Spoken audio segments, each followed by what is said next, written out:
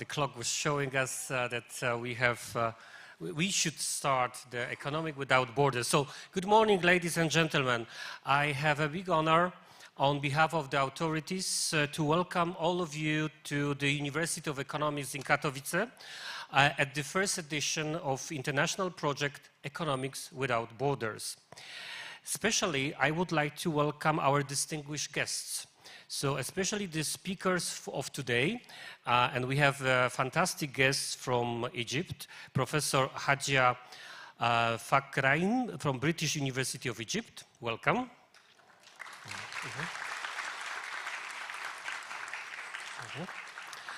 Professor Zainab Shafki Younis, British University of Egypt as well.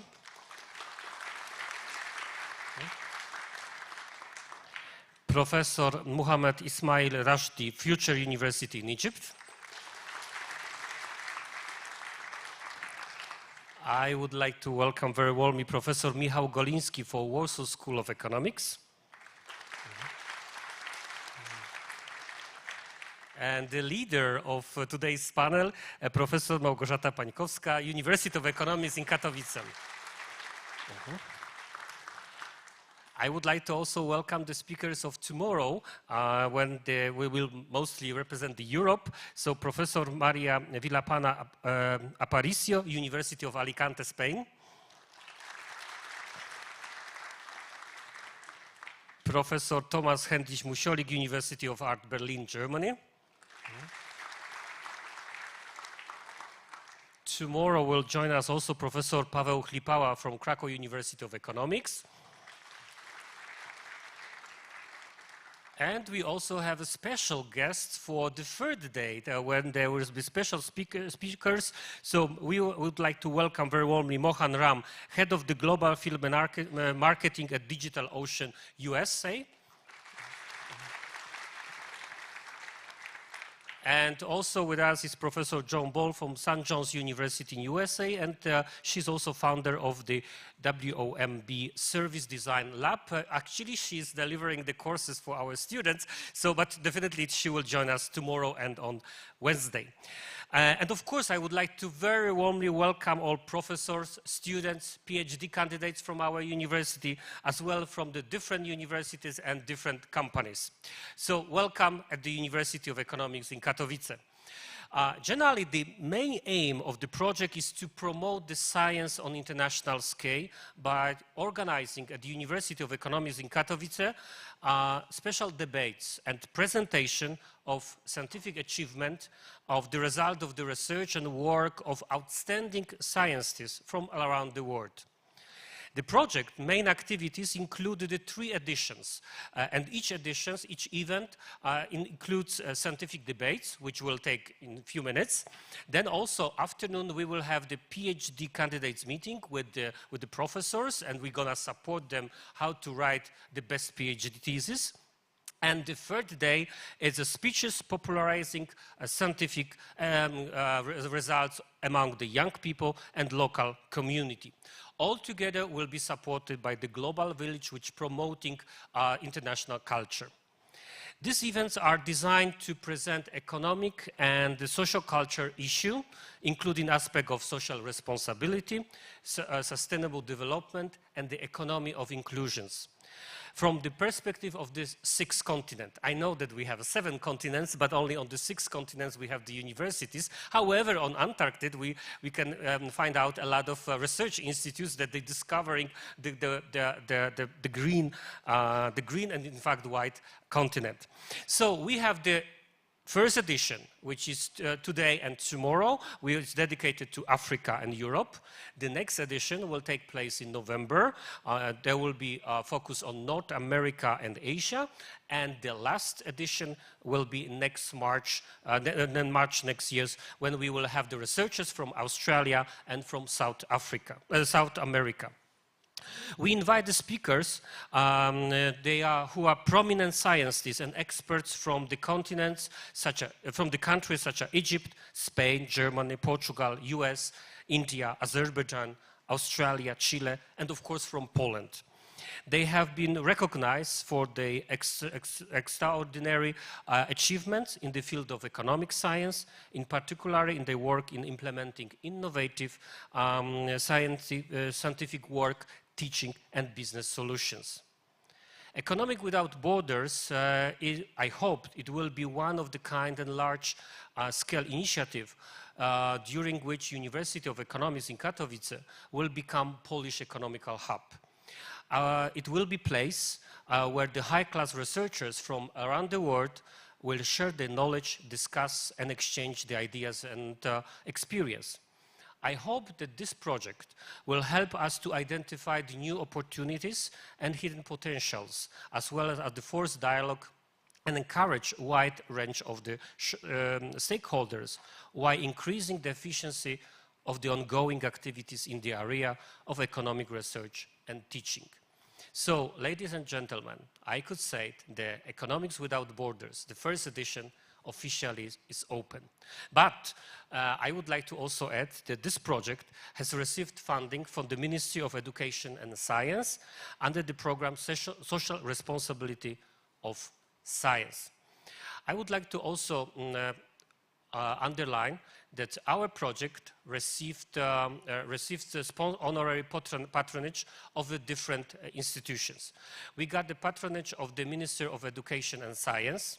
We also get the patronage of the voivodeship members, also the local authorities, also the mayor of the town of the Katowice and Metropolis.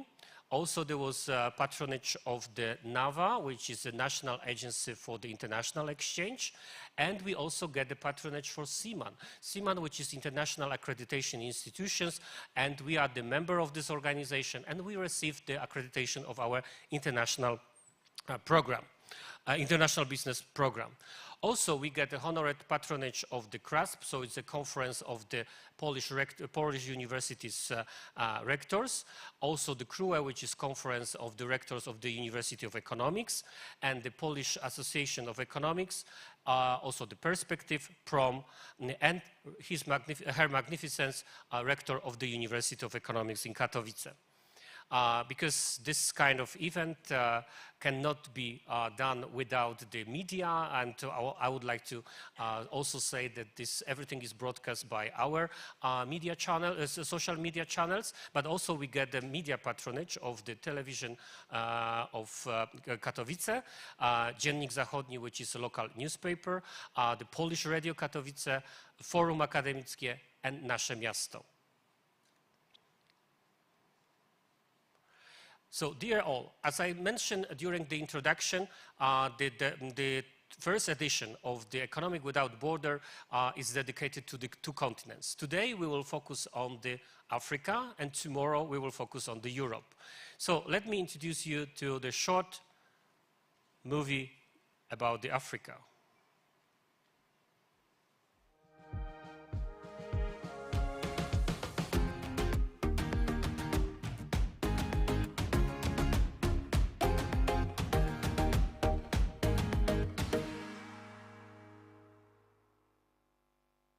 Hi, my name is Hela. I'm from the University of Economics in Katowice, and I think that economics has no borders.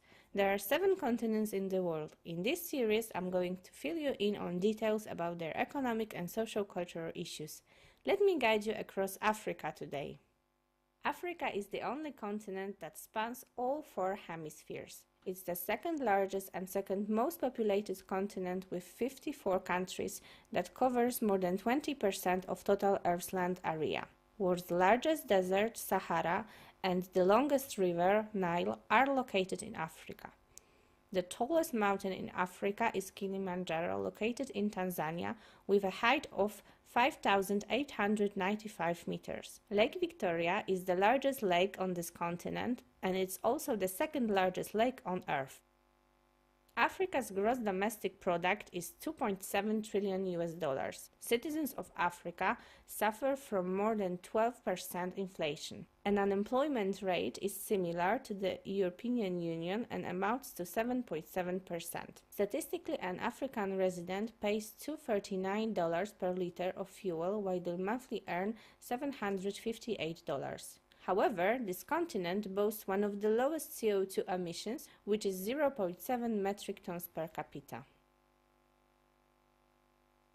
Did you know that 25% of all bird species in the world live in Africa? More than 1,000 languages are spoken in Africa. Some researchers suggest that the number may even be as high as 2,000. Most Africans use Arabic to communicate, followed by English, Swahili, and French. Africa is a continent teeming with all sorts of natural resources. It has deposits of chromium, vanadium, cobalt, and iron ore. However, it has been targeted by colonizers, primarily for its sizable deposits of gold, silver, and diamonds. Experts estimate that Africa's population will double by 2050, reaching at least 2 billion residents. Nelson Mandela was born in South Africa. His main goal was to end racial segregation. For his actions, he was awarded the Nobel Peace Prize. That's all for now. If you want to know more about our world, check out our YouTube channel. And if you want to learn more about economics, study at the University of Economics in Katowice, Poland.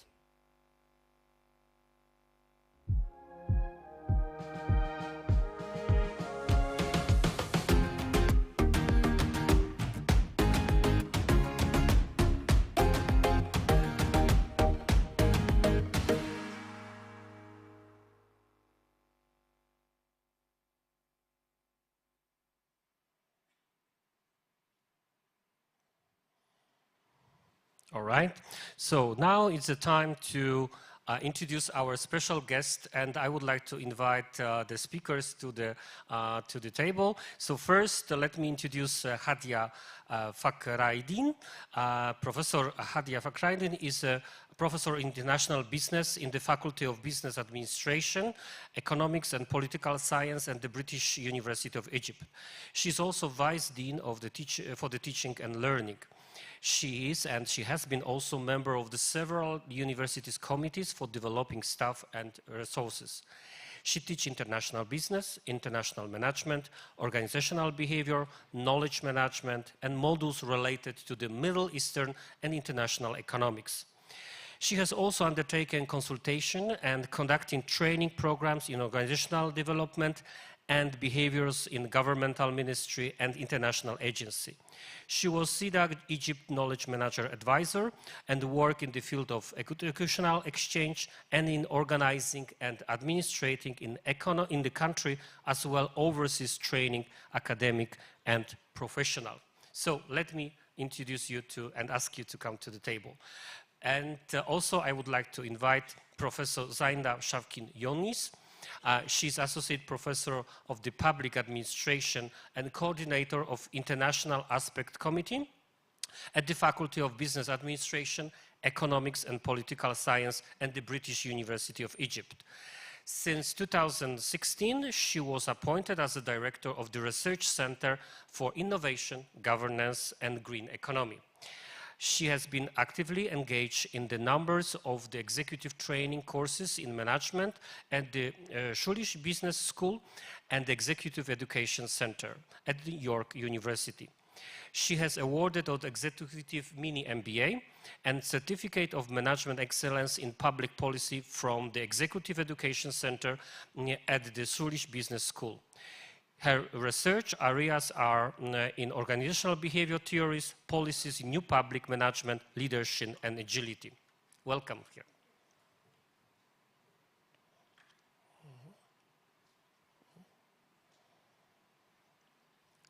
And now I would like to invite Professor Mohamed Ismail Roushdy. Professor is received his PhD from the Faculty of Science, Ain Shams University. His experimental doctoral research work was conducted at Bochum University in Germany. He's the professor of the computer science and dean of the Faculty of the Computer Informatic Technology of the Future University in Egypt. His area of the research are artificial intelligence, machine learning, expert system, health informatics, image processing, pattern recognitions, biometrics, and data mining. He published over more than 140 scientific papers in international journals, international conferences, and book chapters. He has been involved in more than 50 conferences and workshops as a chair keynote speaker, and a member of the several international program committee organizers and session chair. He got also Ashin Sham University Appreciate Award in Technological Science. And now it's time for the Polish team. So I would like to invite Professor Michał Goliński. He's associate professor at the Warsaw School of Economics. He's also visiting professor, visiting a scholar at the University of St. Gallen in Switzerland and University of Köln in Germany. His research interests focus on the area of information society, digital economy, digital destruction and transformation, strategic significance of the information technology, and influence of IT development on the whole contemporary civilization. He's author of numerous publications on that issue, member of the Polish Information Processing Society, the Scientific Society of the Business Informatics, International Federation for Informatics Processing. And finally, last but not the least, I would like to welcome our professor, Professor Małgorzata Pańkowska. She will be the leader and the chair of this session. She is a full professor of social science and the chair of the Department of Informatics at the University of Economics in Katowice.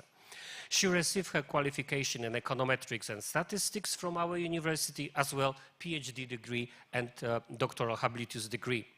She was visiting professor at Isla Braganta in Portugal, Trieste University in Germany, ISEC in Brussels, VG2 in Vilnius, Istanbul University in Turkey, Ioannis University in Corfu, Greece, and University de Ibagué in Colombia.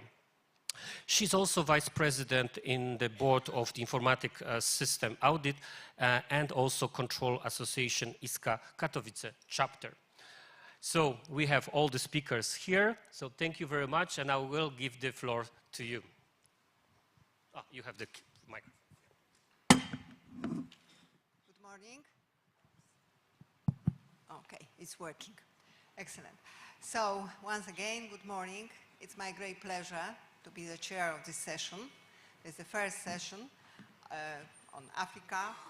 So during this panel session, all our guests will have opportunity to provide comments and questions by the main important speaker is Professor Mohamed Roushdy, who gives us the presentation on smart cities.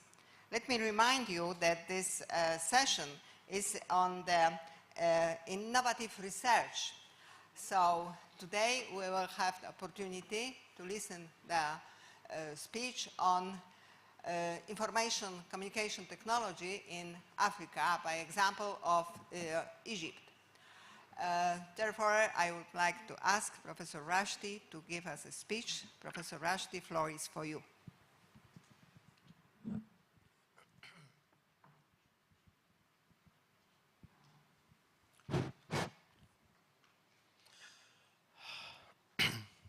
Okay.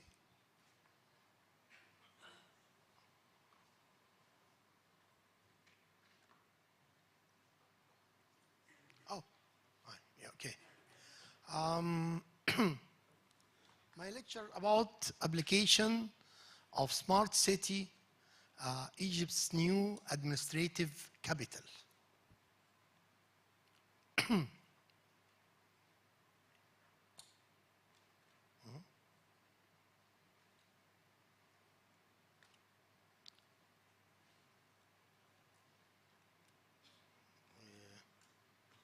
This one?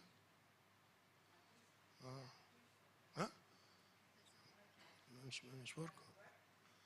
I don't know. It's not work. It's work here only. You see that on the screen. Okay.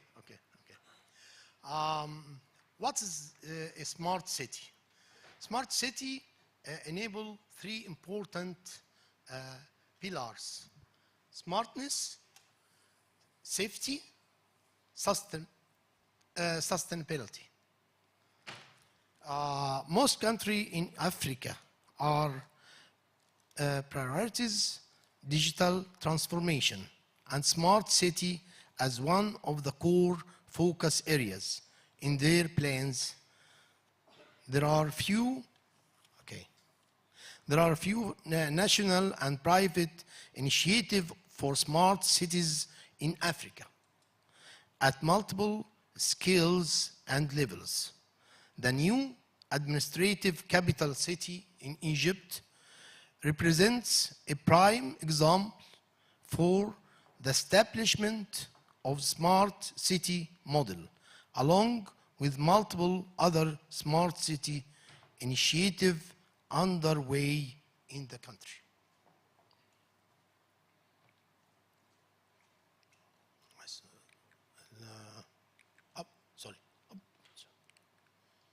Sorry. Oh.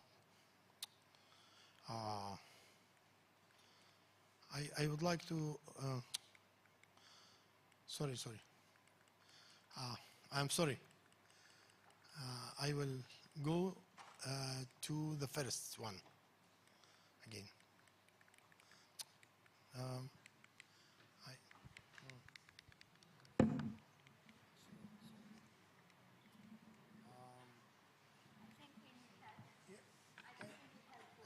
I don't know what's happened. Okay. Could you help us? Okay. Thank you. Yeah. Okay. What are the services provide?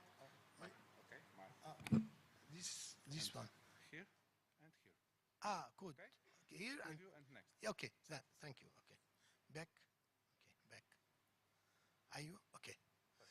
So, what are the services provided in the new capital city? First, recycling organic waste to grow and flourish local food. Build an integrated transportation network. Build a unified digital infrastructure. Create smart network facilities. Create a smart traffic system.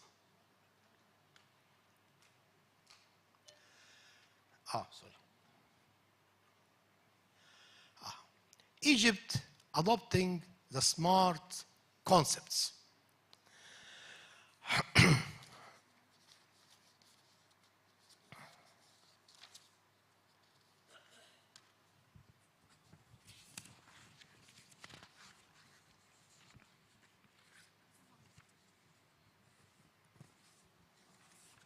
So, new administrative capital, Egypt is building new administrative capital as a majesty to host more than million inhabitants in the near future.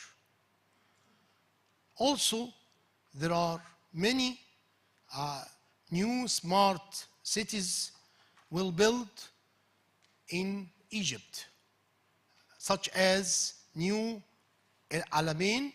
New Alamein, it's a smart city in north coast of Egypt on the Mediterranean Sea. The new capital strategic location. New capital city is located 35 kilometers east Cairo. The area of the new capital is 700 square kilometers. It's equivalent to the size of the city of Singapore. Between the regional ring road and the Cairo-Suez road and Cairo-El Ain al-Sokhna road. This is the tools of business in smart cities. There are many tools in these smart cities.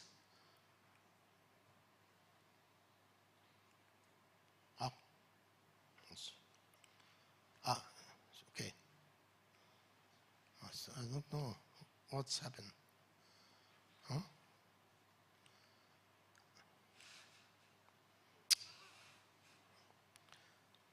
tool here. I do not know.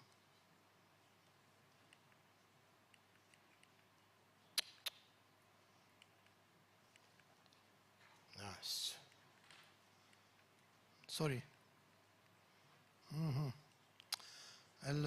Sometimes I'm very sorry. Can someone help me for that? Because this. Once again, we need the help. I don't know.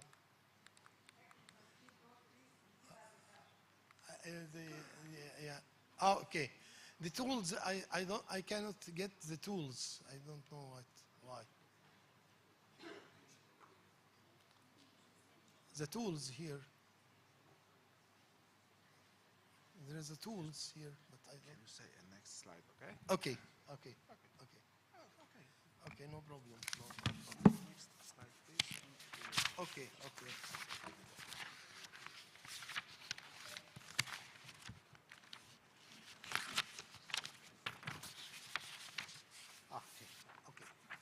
The tool of business in smart cities, it's data sets, Internet of Things, clean energy resources, electronic networks. What is the electronic networks? Okay, artificial intelligence and blockchain, information and communication technologies, and big data. Okay. Oh, how is this tool? Okay. How cities are getting smarter? By connectivity, automated system, efficient management of public resources, free internet, architectural innovation, and electric vehicles. What is the challenges in a smart city?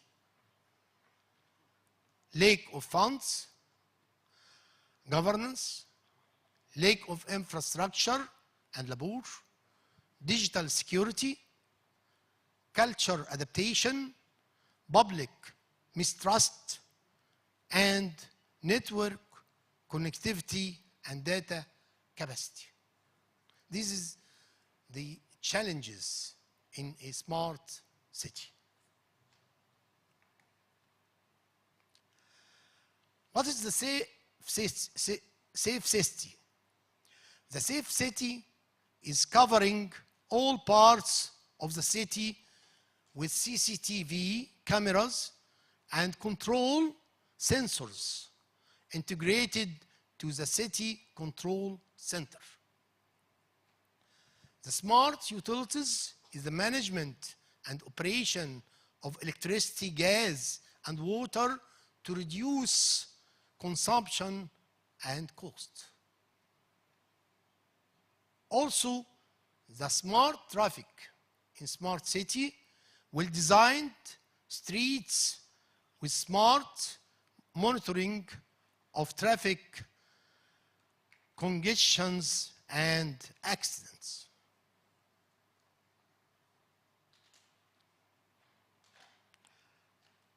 Also, in smart city, there are smart buildings.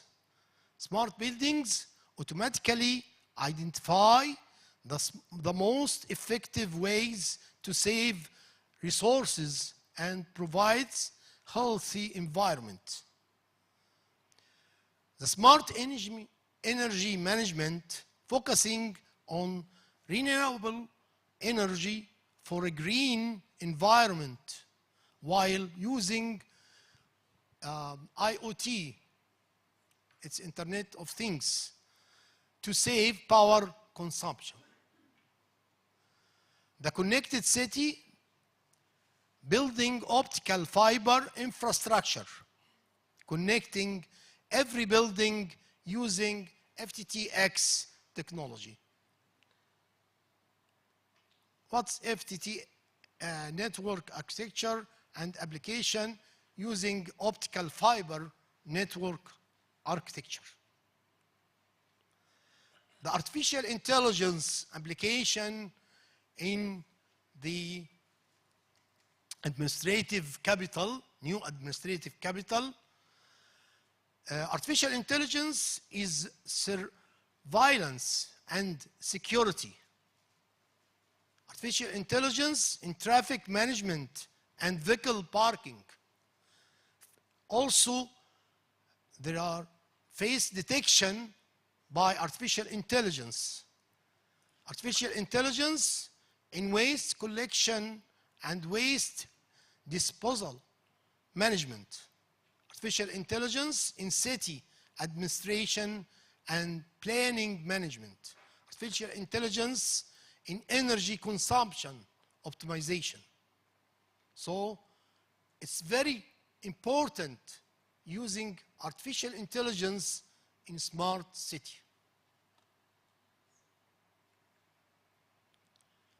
What's artificial intelligence in surveillance and security? And artificial intelligence in traffic management, vehicle parking, and also facial recognition by artificial intelligence. Artificial intelligence in city administration and planning management. Also using artificial intelligence in waste collection and waste disposal management. Finally, artificial intelligence using in energy consumption and optimization. What's the challenges faced while creating an artificial intelligence powered in new administrative capital? Firstly, hardware installation and maintenance costs. Natural damage or theft of artificial intelligence equipment. Security and privacy of the citizens. Classist discrimination in society. The advantages of blockchain for governing cities. Increased transparency and connectivity. Direct communication. Integrity over information. Efficient management. The uses of blockchain in the new capital, a new administrative capital. Firstly, security, energy, mobility, waste, and participation. The ICT application in new capital administrative used to enhance the quality, performance, and interactivity of urban service. Reduce cost and resource consumption. Improve its sustainability, efficiency, and services. This is done by integrating operations on several fronts. ICT smart city in infrastructure characteristics. Without ICT, the smart city idea cannot exist. Consequently, ICT infrastructure design for smart cities must itself be smart. It's important to add intelligence to this network and to provide scalability, robustness, and flexibility. This can be done with several design network concepts, including automated and simplified network management, automatic security, threat isolation and remediation, IoT, it's Internet of Things, enabled networks, and robustness and scalability.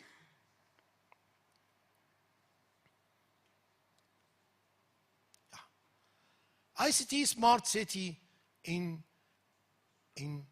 infrastructure's characteristics. I think I said this before. Okay.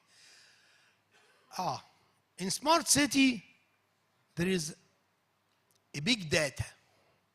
Big data is the big data sets that cannot be processed using traditional computing techniques. It's not technique that can be worked on its own or in isolation. Rather, it involves many areas of business and technology. The big data characteristics, volume, velocity, variety, and others. This is the big data applications in new administrative capital in Cairo.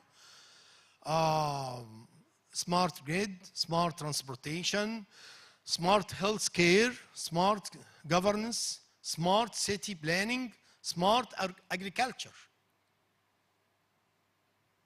So, the effect of the economy. The GDP decreased in 2015 to 85%.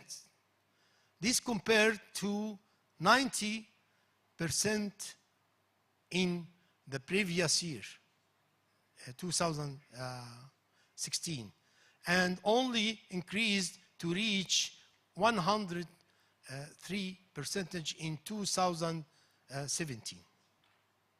Reducing the unemployment rate in Egypt from 15% in 2013 to 13% in 2020. That's the effect of the economy.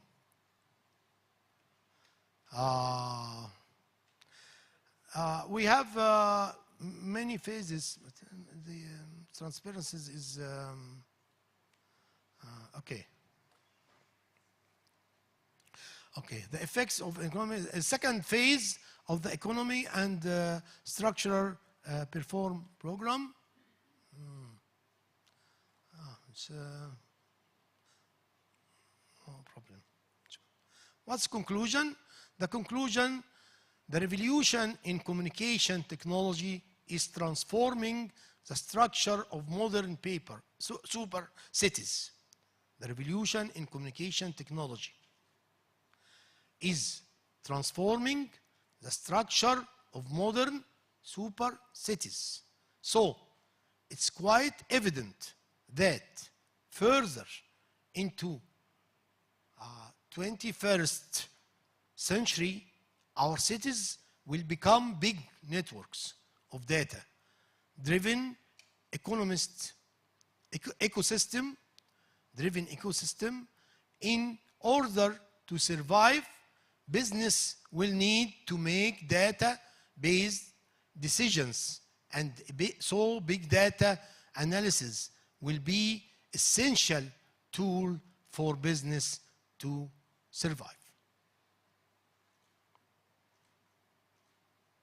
That's reference.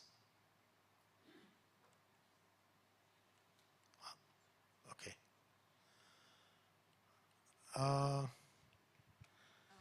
Professor? I would like to say one thing. One comment more. Yes. One thing is, for sure, the new administrative capital will be the most advanced city ever seen in Egypt. Thank you very much.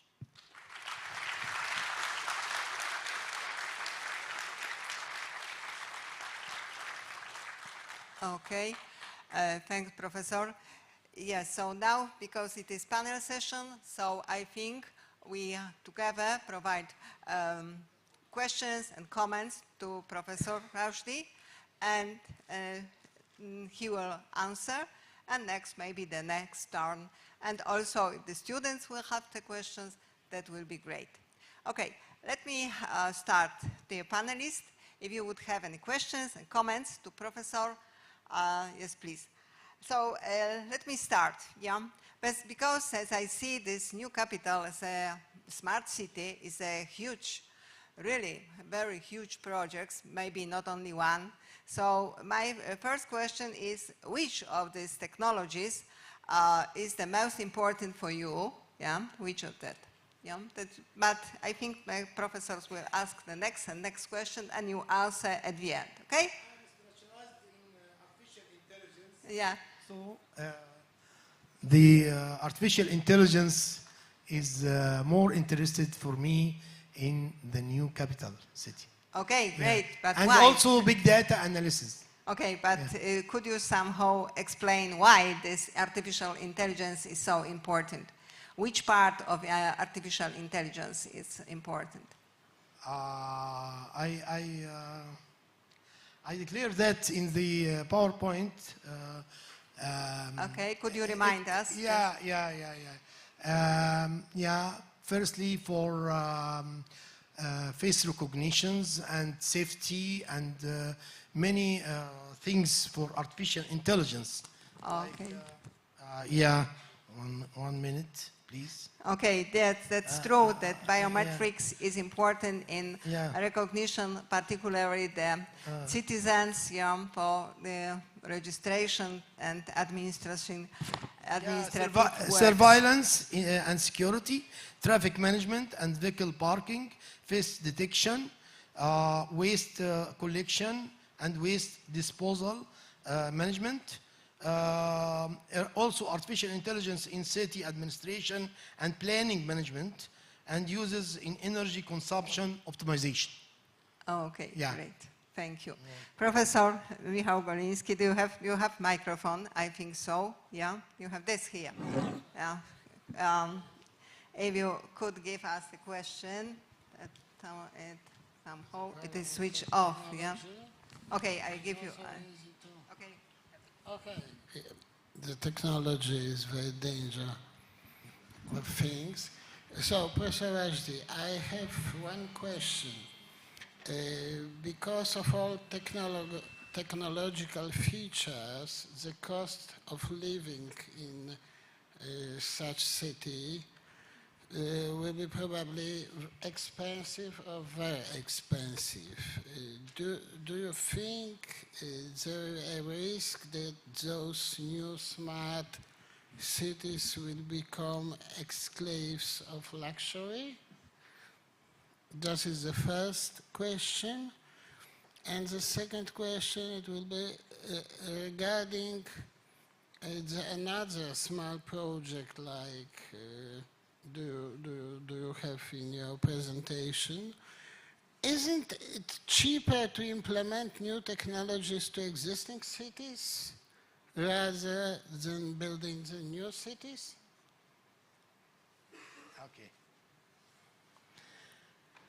Okay.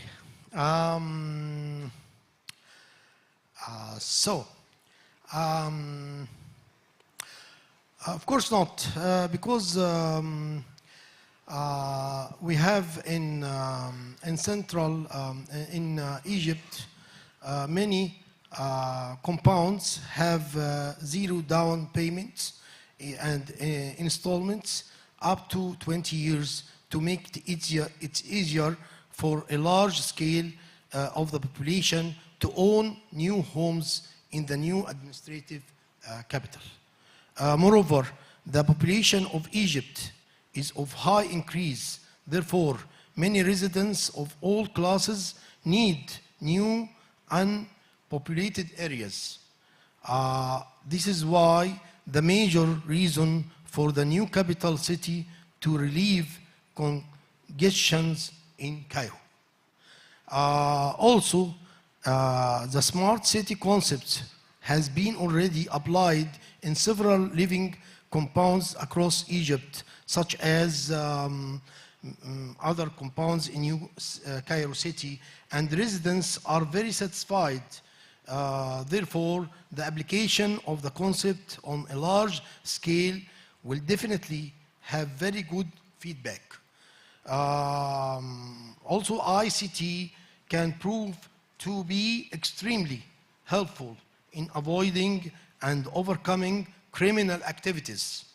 At the same time, if this technology is used negatively, it will lead to an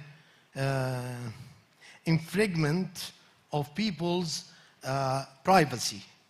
But citizens could not be under control at all, only monitored for their own safety.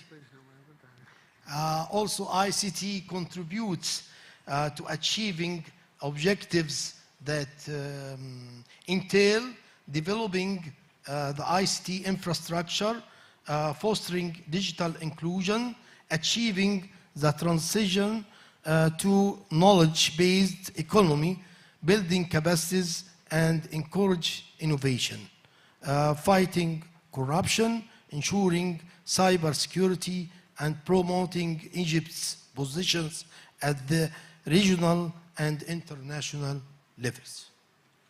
Okay, thank you. Yeah. Professor Hadia, Professor Zinab, do you have any comments or questions to Professor Roushdy just about this, the new initiative, the new capital? I'm not sure if the microphones are working. I'm afraid just one is working. That is of mine, but with others, we are not able to switch it on. So I will share. Could you help us? It's working. Okay. Professor Hadia. Yes, please. Some comments, questions. Yes, thank you very much, Professor Roushdy, for this enlightening presentation. Very important. Okay, of course, Dr. Zainab and me, we come also from Egypt, and the smart city is really something big that is being planned now. My comment and question is also related to our presentation later, because as we have seen from Professor Roushdy's presentation, there will be a lot of technology, lots of ICT embedded in the city. And to what extent do you think people in Egypt are ready for this? And how will it be possible to make everybody integrated, included in this technology? Yeah, I think many peoples in Egypt can use this technology. Yeah, everyone have a technology in mobile, can use this technology. It's not hard. It's easy to use this technology in the administration. Would it maybe need on a national level? On the policy level, it needs starting to embed this more or less across in education, in several areas, so that the citizens are ready for this. We are already in every street in Cairo, CCTV camera, and control the traffics. It started. I can imagine that it needs a wide policy action so that everybody starting from kindergarten are ready to embrace this when they are grown up. Of course. Yes, so it needs complementary activities as well to support all this technology, right? Yeah. I would say. Yes. Okay. The mobile phone in African countries are very popular. I heard some years ago that mobile phones are more popular than internet and computers. So in each village, citizens, residents have the mobile phone. Everyone have a mobile phone. That is important for the small business units. To be connected online. That is. Yeah, that's a huge challenge. Yeah, maybe Professor Zinab, do you have any comments or questions on that issue? Thank you very much for your presentation, Dr. Roushdy. Basically speaking, I had flipped through several readings, and the news are that we're not stopping at the smart city villages. Actually, the government is planning to take the model and widening the scope of whatever they are doing in the smart city to another cities. And this gets me to the question when you were saying, is it much cheaper to include it in the originally located cities, or is it good to start it from scratch? Yeah. In innovation in general, you have either the two scenarios. Either you continue on a product, or you do things and create them from scratch. I think giving cities as examples to smart digitalization in all services could entail more budgeting, more training, more inclusion of several parts in the society. But on the other hand, you start something from scratch, giving it as an example, reflecting on the policies of the government towards more ICTs technology in every single branch. The new city that I'm talking about, and it's just under visionary dreams, it's not actually done yet, of course, is a city called Tarbul City on the line of Upper Egypt. So it's from Cairo to Upper Egypt. You have almost something like 12 hours by train, or 1.5 hours by plane. And Luxor and Aswan are highlighted you know, historical cities in Upper Egypt that everyone basically heard about, with all this kind of old civilization. So creating a new city other than the smarter village in New Cairo as in this particular area gives us the general overview of the government inclination and direction to remodel the smart villages, because this is actually how we get to be on the higher level of ICT development. So. Okay, but now we have the problematic question: what's happened with the old city, and isn't a danger that we have duality? Modern, high-tech, smart city, and rich and luxurious. And what's happening with the old cities? Poor, no ICT, and what? Economic development planning, sir, are happening, but taking everything at a step or by degrees, because Cairo, we have 22 million in population, only in Cairo.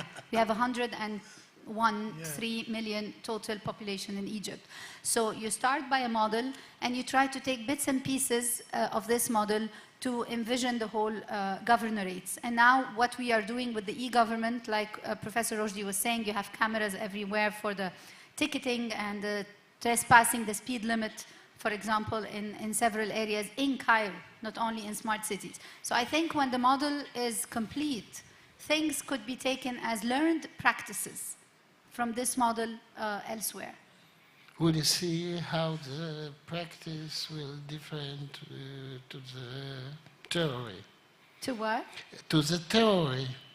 To the territory, because, the rest of the... Theory. Theory. Because it's often so that wonderful theories and the practice implementation very, is more very complicated. different to practice and realization of this theory. No, give us like 10 more years and meet me again in the University of Economics in Katowice. We're going to do something great, really. Thank you. Okay, thank you. Yeah, thank you. We hope that soon, within a couple of years, we will have opportunity to see the new city, and maybe students or any conference participant will have the questions to professor or to panelists. Please. I'm not sure if it is planned anyway.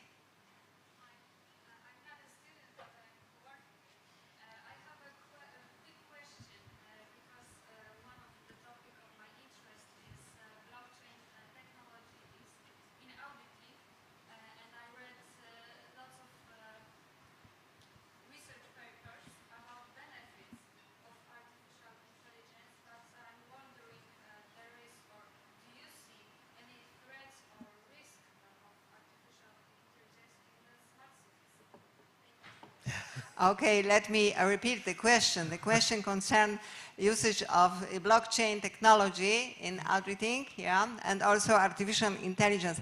So, Professor, what can you say us about the application of blockchain technology in this smart city? Yeah, there are many applications.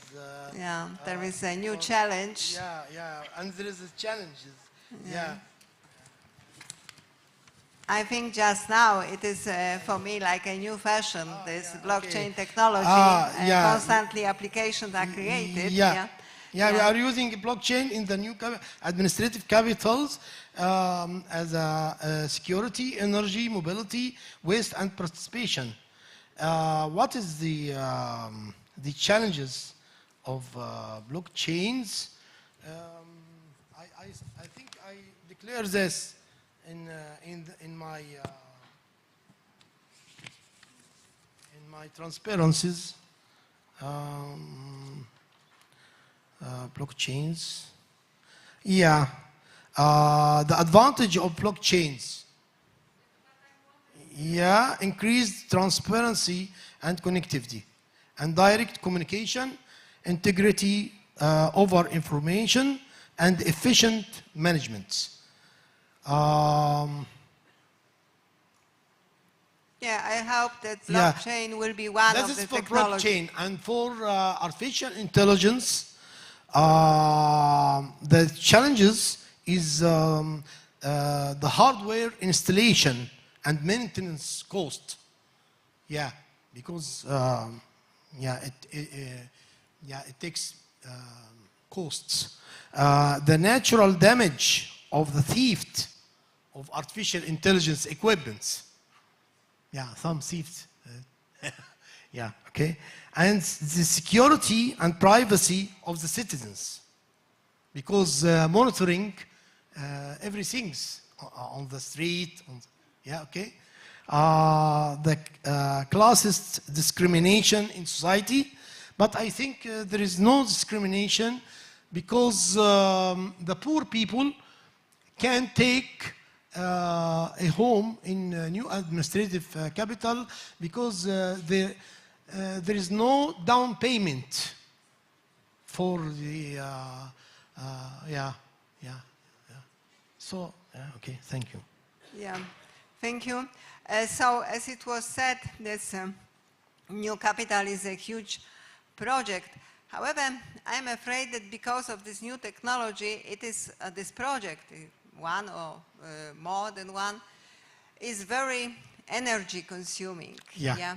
So what can you tell us about the energy costs and energy usage? Yeah, for example, the light on the street is closed when there is no traffic. Mm-hmm. Yeah, it's open and closed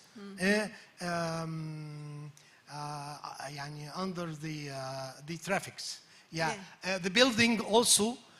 There are many consumption of energy in the building because we are using a solar systems because we have a sun in Egypt.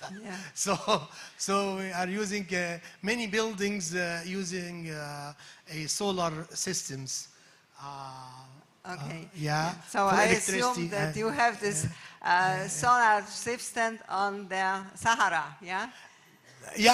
This is this smart city in the deserts. It was a desert between two roads in Egypt, and it's the size of this city is such as Singapore size. Okay, so the solar is the most and important. there are three plan for these cities. We are finished the first plan to transfer the government firstly to this smart city, and then the people will transfer after that. And okay, but what other sources of energy do you have in Egypt? My question is to all we have many sources of energies. Yeah. Yeah, we are discovering gas on the near the coast of Mediterranean Sea, and we export this gas to Europe, and also we have يعني many petroleums يعني. Yes, please, Professor Hadia, you have comments? Yes, we also have, of course, Egypt and the sun. We have solar energy. We have sun energy coming from the sun. This we have a lot, and we are trying to increase and expand the usage of it in Egypt as much as we can. We also have in areas in Egypt at the Red Sea, we have the wind. So we are trying to make use of it. And in our actually university, we have developed several windmills that are now in Ain al-Sokhna. And they are trying to, because they have a big project on this, they try to make it semi-electricity, semi-wind, and try to maximize the use of it as much as they can. And they have succeeded in doing that, and Egypt is trying as much as possible because we have areas on the Red Sea, and actually they found areas in Upper Egypt that have very, very strong winds, and they are trying to use them as much as they can.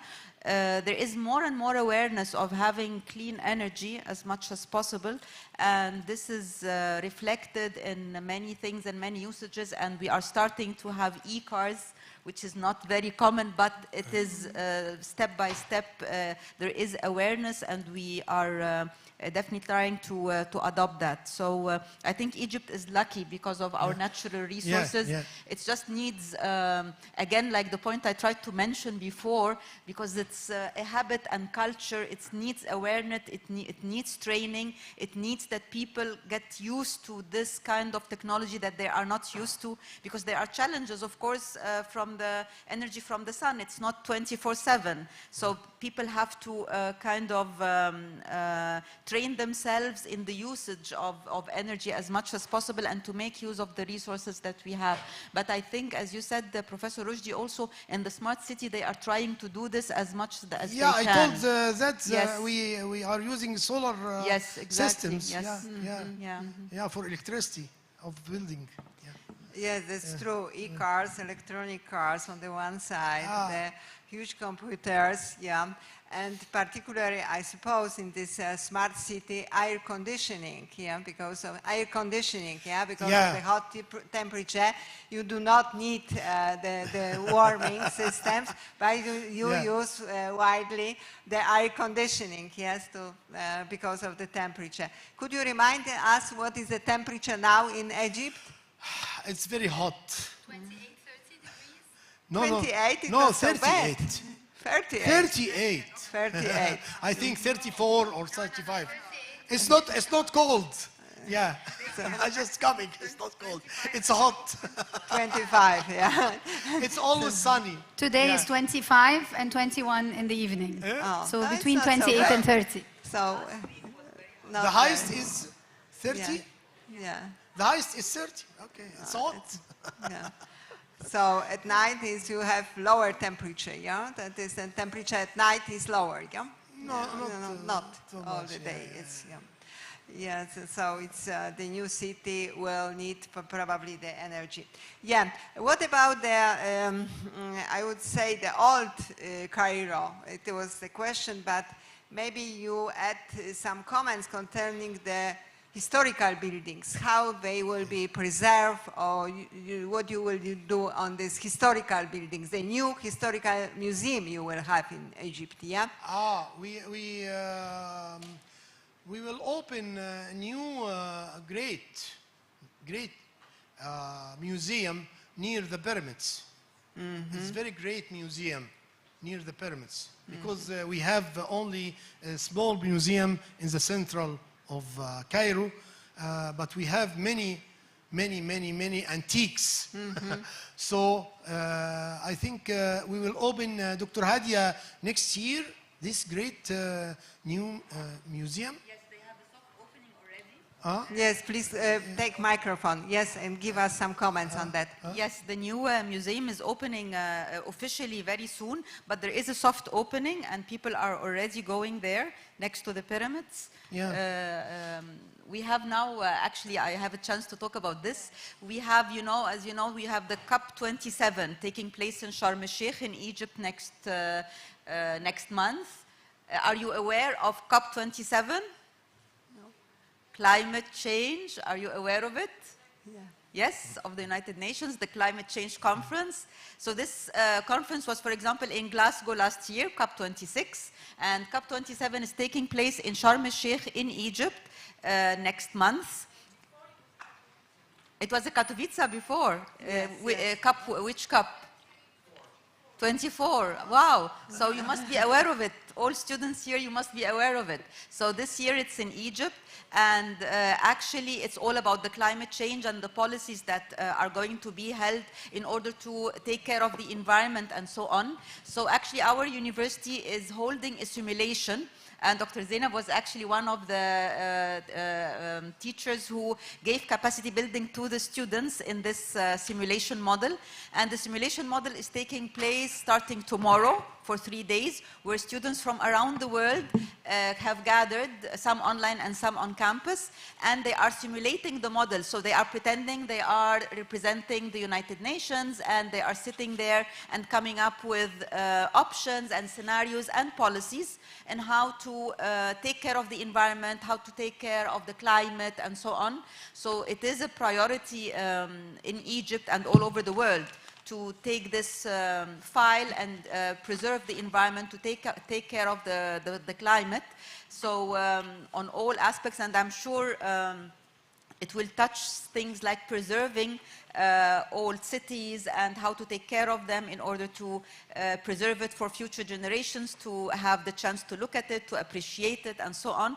Because the climate, as you must be witnessing, all of you, even young people, I'm sure you are noticing that the weather is not as it used to be, that it's much, everybody is telling us, Zainab and me, that the weather now in Katowice is much warmer than it used to be. This is global warming. One of the problems that our Earth is facing now because of all the pollution and all of the harm we did over the years to the environment. So it is very important on all aspects to take care of this, and this is what it's all about. I'm sure you know about the Sustainable Development Goals, the 17 goals, and all the strategies that are being done to be more sustainable, take care of energy, take care of everything. And actually ICT is helping in this as much as possible, because we want to save what is left of the planet as much as possible. Dr. Zainab? Yeah, if I can comment on that, because we are now facing the future of tomorrow, the future generation, our amazing students. I read a very interesting statement written by De Bono in his book Lateral Thinking. And I think that De Bono is one of the authors that you would love to return to when we speak about leadership, lateral thinking, critical thinking, and so on. In his book, The Way of Thinking, in 2019, he was speaking a bit of a long time before the talk about the COP27 held in Egypt. Change your way of thinking, because think gray, not green. And this was very shocking, because everybody's talking about thinking green and the climate change and sustainability, SDGs, and so on. But what he meant by saying thinking gray is that think about what you're doing to harm the environment, because you are the gray figure in this environment, because the poor quality of human thinking is much more dangerous than climate change. And the idea of preserving environment and in preserving our planet has to stem from us. Even if we give mentoring to younger generation, the younger generation will carry it over as a torch for future and future generations to come. So this is actually when Professor Hadia was saying that taking care of what harm the environment, we have to take care of that. Otherwise, we will turn to be gray, not green, as per the quotation of De Bono. Thank you. Yeah, thank you. Do you have any questions, comments to Professor on this issue, on this book? Okay. Yeah. Yes, please. Yes.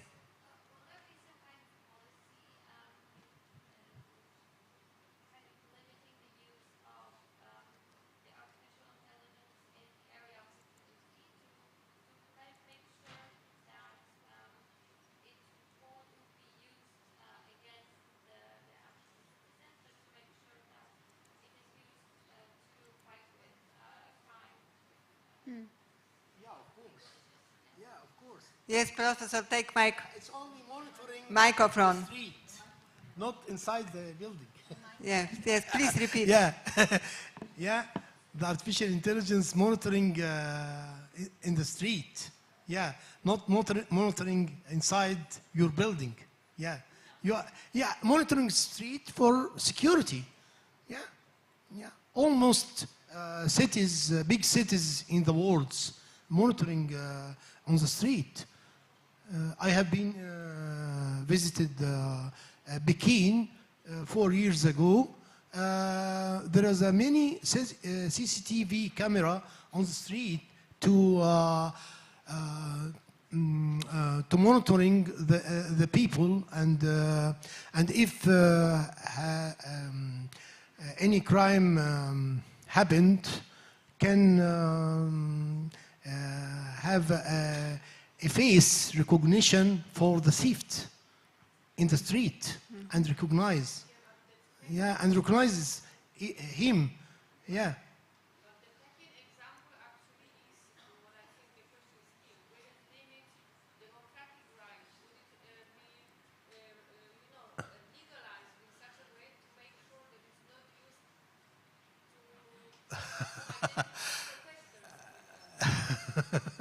Yeah, I'm not sure.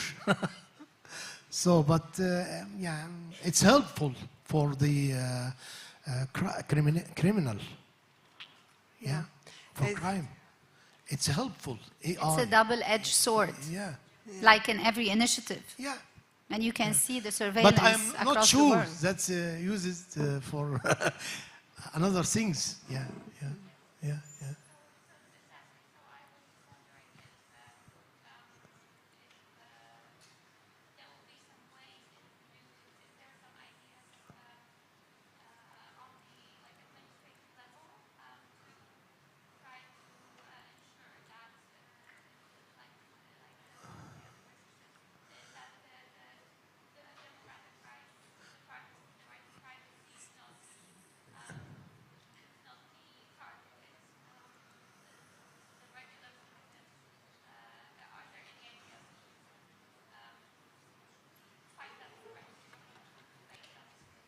Yeah, I am afraid that the questions from the audience are not recorded, so if you could help us and provide a microphone for the audience, it would be great.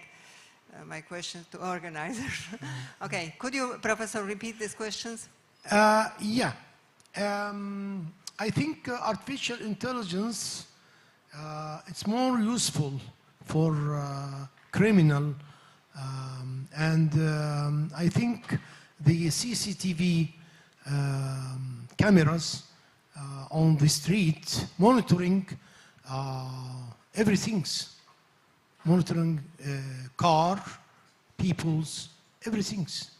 But I think it's not using for other non-democratic things. No. Yeah. Mm-hmm. Yeah, it's helpful for the police and to catch any thief. Yeah. Yeah. Okay, so last week I had opportunity to be in South America, so I heard that for example, for the poor people in these districts, they have the low prices for energy. So everywhere they have, even this, the poor people, the slums, they have the lights and they have the water. And they do not pay much for that. They have reduced prices. So my question concerns, how do you supply the water, energy for these poor people, for these 20,000 millions of people in Korea? We have Nile River. Nile River, okay, but Nile River, yeah, it's good water and healthy. Yeah, more than mineral water. Yeah. Yeah, That is and we say that if you drink from the Nile, you must come again to Egypt to drink again. If I survive, the question is concerned the condition of this water. It's filtration, we make filtration for the Nile River for all peoples, and it's there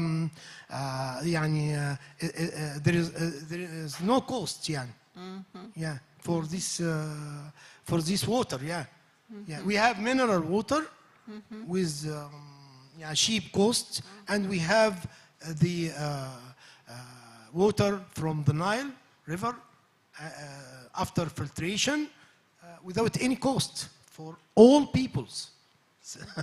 That's true. It is very important to somehow provide the energy, the water, and food, particularly for these 20 million people, because it is really a lot of people. And we have the water in the Nile. In all, we have a high dam that reserve the water, the Nile water. So no problem for the water in Egypt. Yes, that's true, because even the houses are, I think so, are not so important, because as I remember, the people just sleep in the streets, but all the day are in the streets, No, little people, because the markets it's in are all open. the words. It's on all the words. That is a question. Yeah. Any comments, Professor Zima? That is a very interesting city, I would say. As I remember, this 20 million, it's a lot of people. The streets are full of people. So the people use different, I would say, cars and other means of transport. A lot of buses, a lot of children. So it is not like in Europe. It is, I think, the population is growing, constantly going up. And there is another issue like a food problem. Do you have enough food to supply, particularly because of the crisis in Ukraine? Do you have enough food, particularly for this? It's war. It's not a crisis. It's war. Just maybe I said crisis. No problem with no food. problem for food. Egypt have a great agriculture.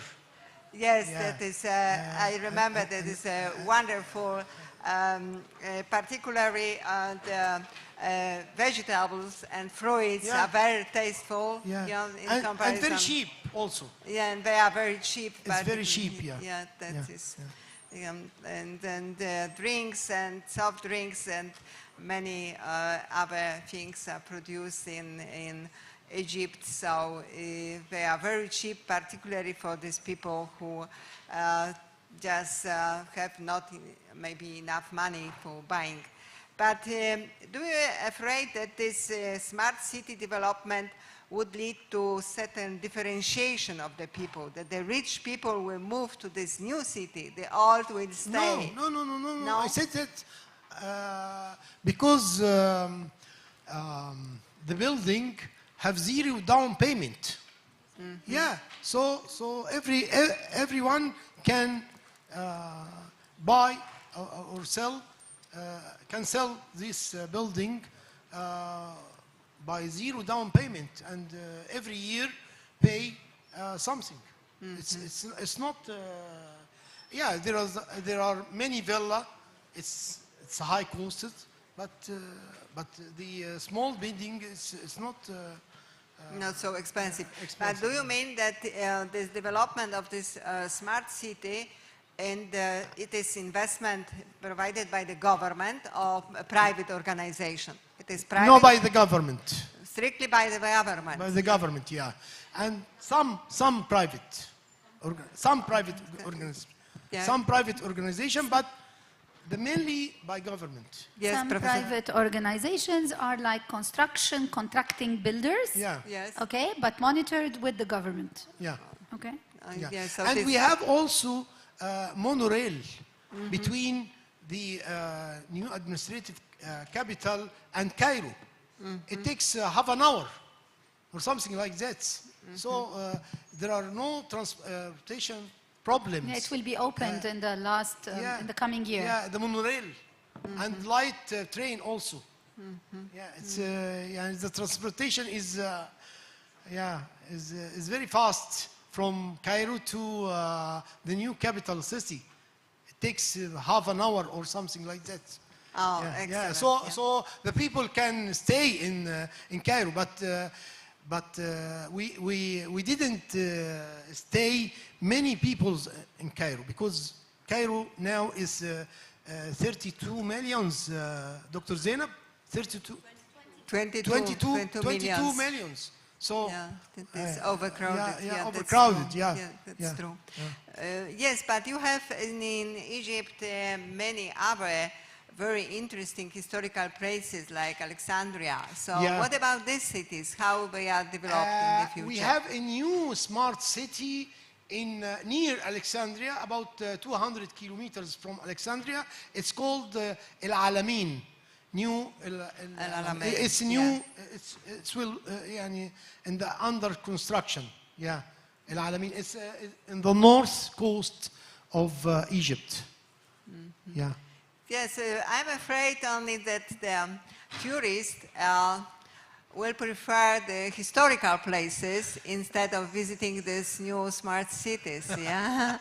Because this, as I remember in Cairo, the historical place is absolutely, the historical places like the old museum in Cairo is so famous and a lot of really wonderful exhibitions. So what do you think? How the tourists will consider this new initiative? Do they stay in the old Cairo? Difficult to say. Yeah, Cairo is still Cairo. Yeah, and the tourists visited Cairo for the historical building and for pyramids and for museum and for other things. The smart cities for people's living and in smart level. Yeah. Yeah, that is the question, to construct the new city in the, I would say, desert area, because I'm afraid that it would be like in Brazil many years ago, that, you know, the historical place is one, and it is for tourists and for poor people, but on the other side, you know, the government, we have the building, and the administrative staff, the rich people stay, and it is in many cities. I'm not sure if the conference participants have the similar opinion, but it is in South America, it is typical that you have the district where stay rich people, and you see the wonderful buildings, modern architecture. On the other side, you have, you know, the districts with the so-called slums. Yeah, that is. No, I didn't think so. Because in Cairo, the government renewed the building and destructed the old building for poor people, and give it for these poor people new building. Okay. Yeah, with zero down payment. Yeah. Yeah, it's in Cairo. It's in Cairo. Yeah. So, we renew many old buildings in Cairo. Yeah, but historical still as it is, cannot renew it. Yeah, that's very difficult. On the one side, there is approach that the historical building must also be renewed. Yeah, no, historical is still old. The same. Cannot touch it. Nobody touch it. Yeah, the Sphinx must be the Sphinx, and no changes in him. And the same with the pyramids and so on. With the beggars asking for money. Yeah, that is tradition, I would say, for this city. Yeah, but yes, you have some comments, Professor. Yeah, and I'm curious. As I remember, you have the died city. Yeah, that is the city which have no citizens. There is a part of Cairo, deaf city, or you don't have. No, all cities is crowded. Crowded full of all. people. We have many compounds. Yeah. Compounds. Yeah. Compounds means يعني, some buildings, but surrounding by walls and securities, and in the new capital, in the new Cairo. In the new Cairo, we have many compounds. Okay. Yeah. As that I remember this the great initiative of construction this future University of Egypt. Yeah, it is also on the empty areas on desert was constructed. Yeah. Yeah. The new buildings. Yeah, that is fantastic support. Yeah, the technology support also. Yes, but. Could you tell us about the, I would say, some economics issue?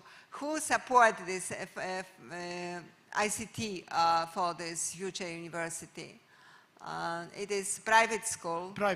Private university. Yeah. Private university, private school. Yeah, Yeah, it's that's private true. university. It's not like in Shams University. In Shams University is governmental. Yeah. University supported by government. But private university supported by many peoples have will support this university, and from tuition of the students, tuition fees of students, and they will improve the ICT and future university this year in the QS ranking awards. It's 1001 in the QS ranking awards. It's first time private university go to the in Egypt go to the QS ranking. Okay. Yeah. But how many students have the Unshamed University in comparison with the future? Much more. Big difference. Yeah. Big Governmental. difference, yeah. Have many students. For example, the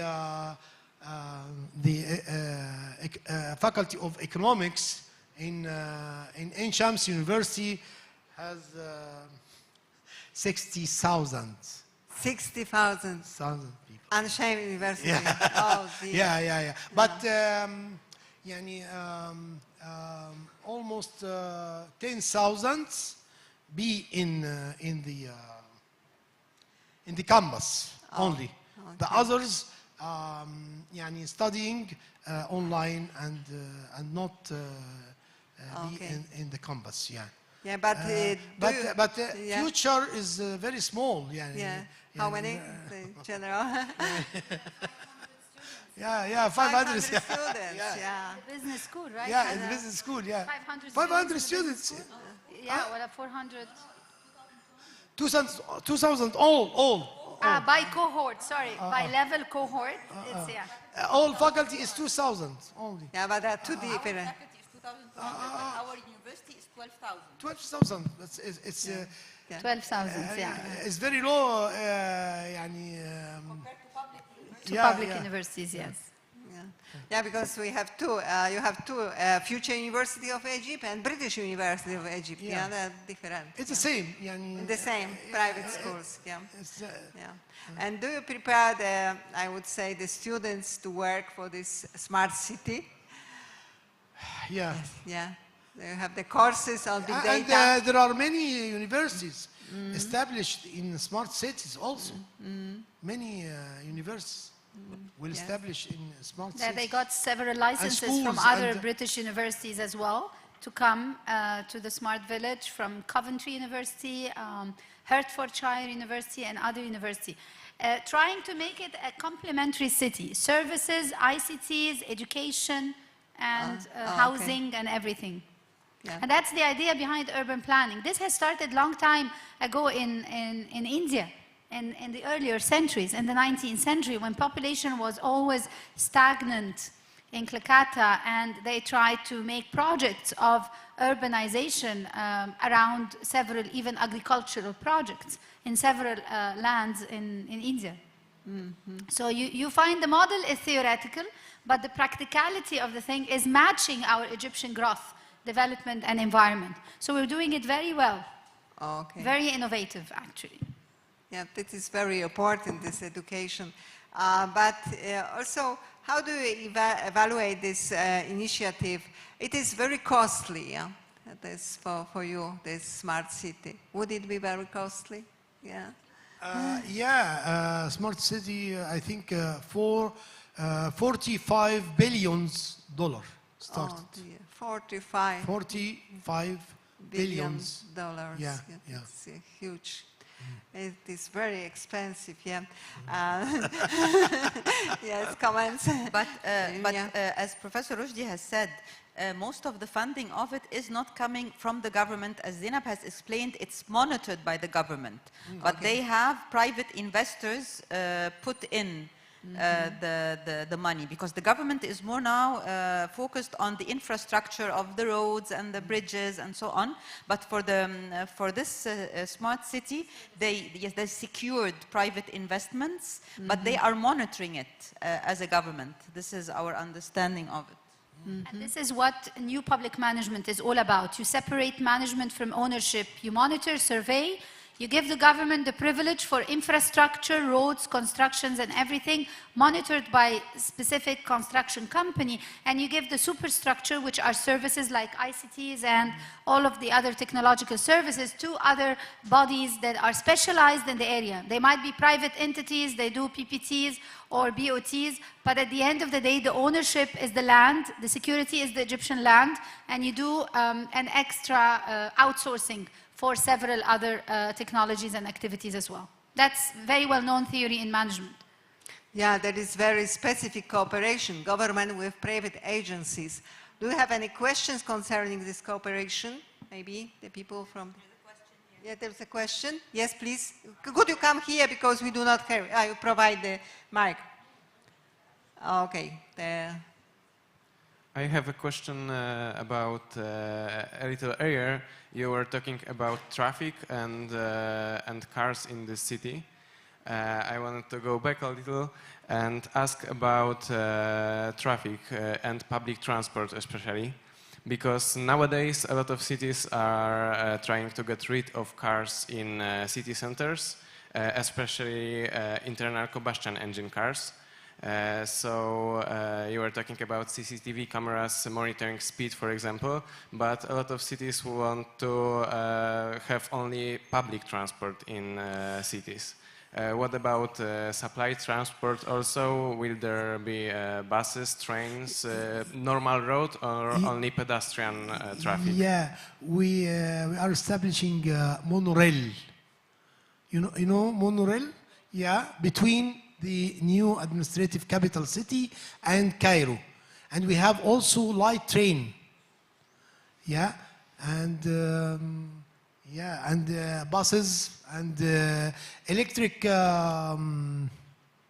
cars, new electric cars.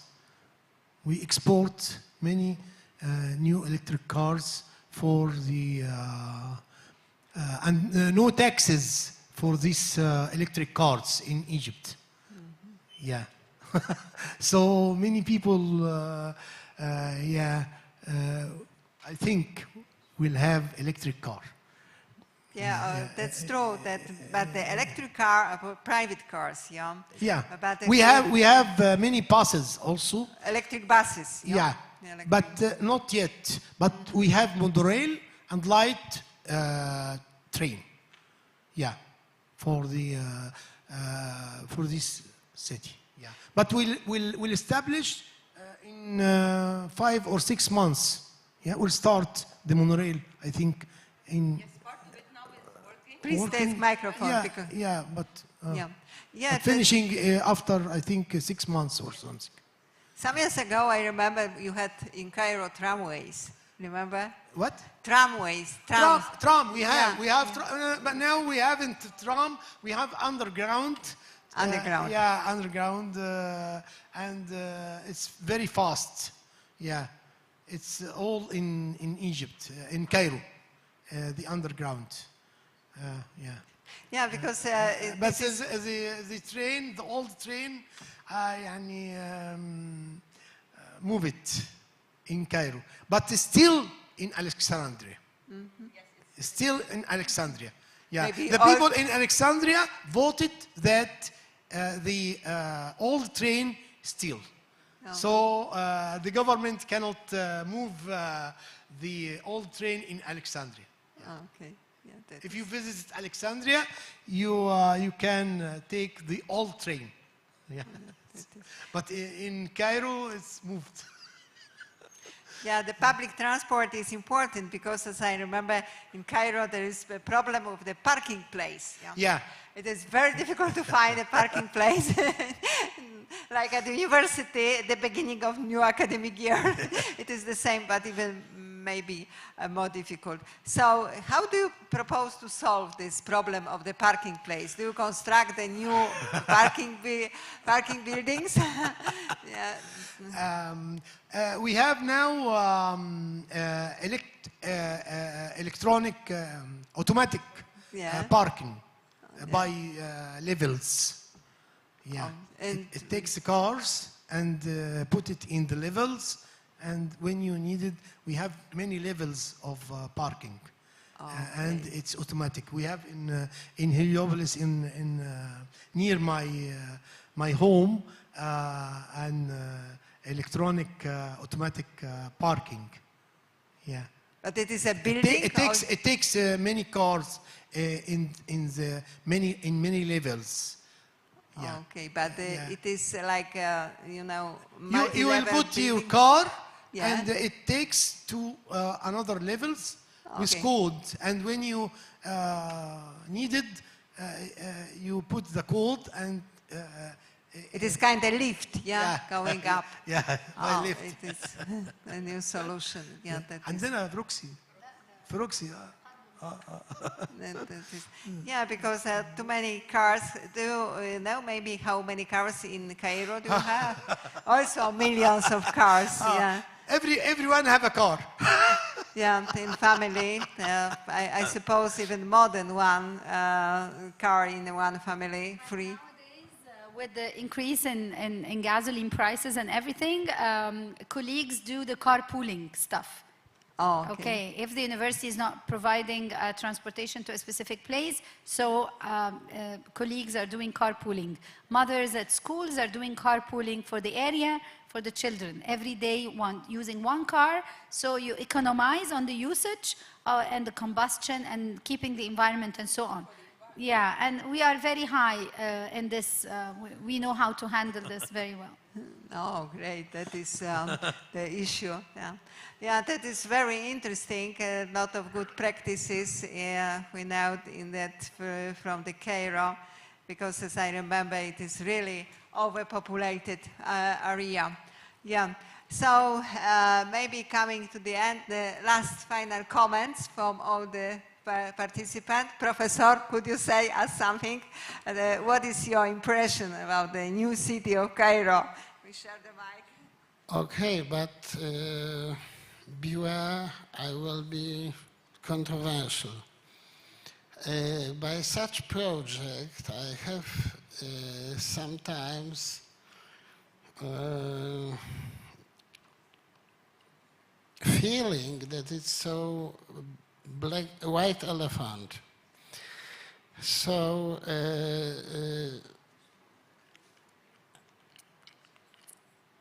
in many countries, also in Poland, we have also a white elephant. It's an airport that should be one of the biggest airports in Europe, but we don't have really big airlines. So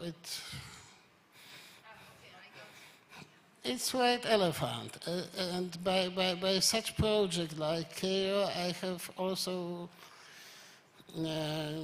I'm afraid it can be more political and more publicity and something like white elephant, and it will cost very, very much, and the final results can be, we will see. Please take a microphone. Yeah, very controversial. It's a very controversial topic, and it will need to be evaluated when it takes place. One cannot really predict what will happen. It can either go this way, or that way. And in Egypt, as far as this is something I say in my international business classes all the time. For example, when Carrefour, this is something else, but I have to say it. When Carrefour opened in Maadi, this is a suburb of Egypt, on the highway, it was something like maybe 20 years ago. Personally, I thought nobody will go there. Nobody. It was so far away. Nobody can reach it. And why would anybody go to Carrefour, this gigantic supermarket? We are not familiar with this. We like, these tiny shops that we are used to. And strangely enough, what happened was that people used to rent cars, poor people from the suburb, from the slums. They rented cars to go to Carrefour. And they would go to Carrefour to see it, and they would see, yes, I would see, they are in the microbuses, they rent the microbus. But sorry. And they all go. Can you imagine? This was totally unexpected. Yes, okay, but a supermarket is a totally different things as a new city. No. It's I can tell you one thing. Egyptians are unpredictable because Carrefour was expensive. It was expensive. And still the poor people went. And they went and spent the whole day there. And it was something, personally, I couldn't believe it. I know that it's something very different. I'm just giving us a tiny example. It's another scale. It's a scale. It's something so different. My understanding also, as I told Professor Roushdy, what will the poor people do in terms of knowing the technology? Yes, most people know how to operate a handy, but a smart city is different. So I'm not even, it's not just about being able in terms of money to afford it, but even to use the facility. Even if you are a worker, I don't know if they will be able to use it. But at the end of the day, Egyptians, which is my culture, they surprise you. They surprise you, and they are unpredictable. And something like this, we'll just need to wait and see, and then evaluate, and we receive the feedback, and then we can act upon what is... It's the second difference between Carrefour and new capital. Carrefour... It's a controversial discussion. Private money. New capital is it's your money. It's not governmental money. This is what we no. It's not our money. It's private. It's private money that is invested, and it is the private sector, but it is managed by the government. Only managed. We have seen the probe of. And excuse me, the old government will transfer to this new capital city. All government. Yeah.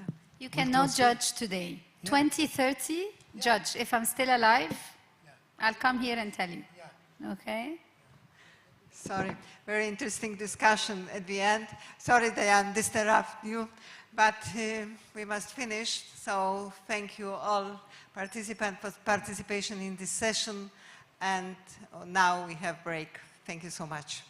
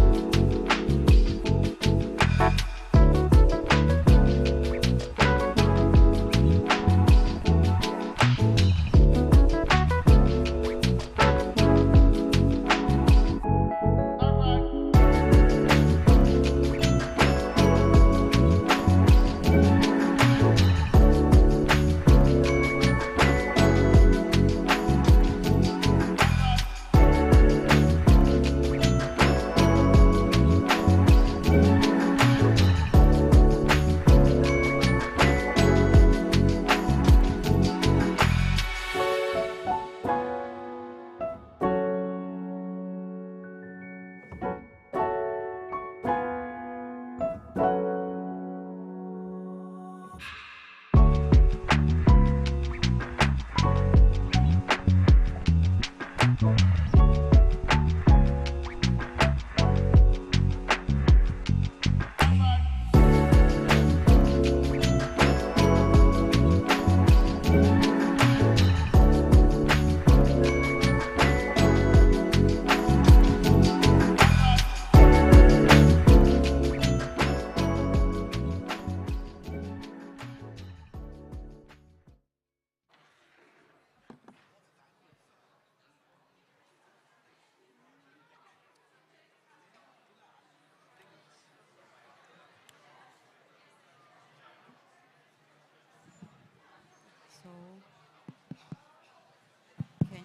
can you hear me?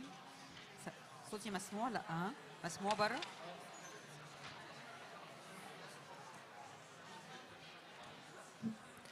Dear students, dear guests, I think that we should start next panel session. Some students are coming. We are looking for a professor from Warsaw School of Economics. I hope he will come. So please be so kind to take a seat, because we will have the very interesting discussions and presentations on impact of economic research on society, and also some good practices in Africa will be presented. So during this panel session, we have two speakers. First speaker is Professor Dr. Zinab Younis from British University of Egypt in Cairo, in Egypt. And the second speaker is Dr. Hadia FakhrElDin, also from the British University of Egypt in Cairo, in Egypt. Beyond that, we still have Professor Roushdy, who just now will be provide us interesting comments and discussions. And Professor Roushdy is from Ansheim University in Cairo in Egypt, as well as from Future University of Egypt. Beyond that, there is also Professor Michał Goliński, just now absent. He will come soon, I hope, and me. So maybe because time is over, I think time for break is over, so I think we can start. So please, professors, give us your speech. Good afternoon. Very happy to be here with you today to share this presentation with you. As we have been introduced, I'm just waiting for our slides to be there. Anyway, what my colleague, Associate Professor Zinab Younis, and me will talk about, it is about sustainability and sustainability education and using information technology.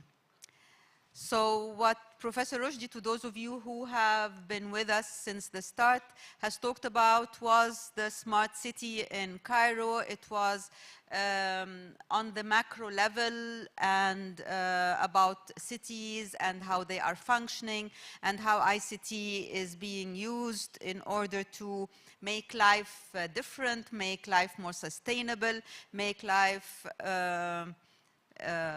more for the future.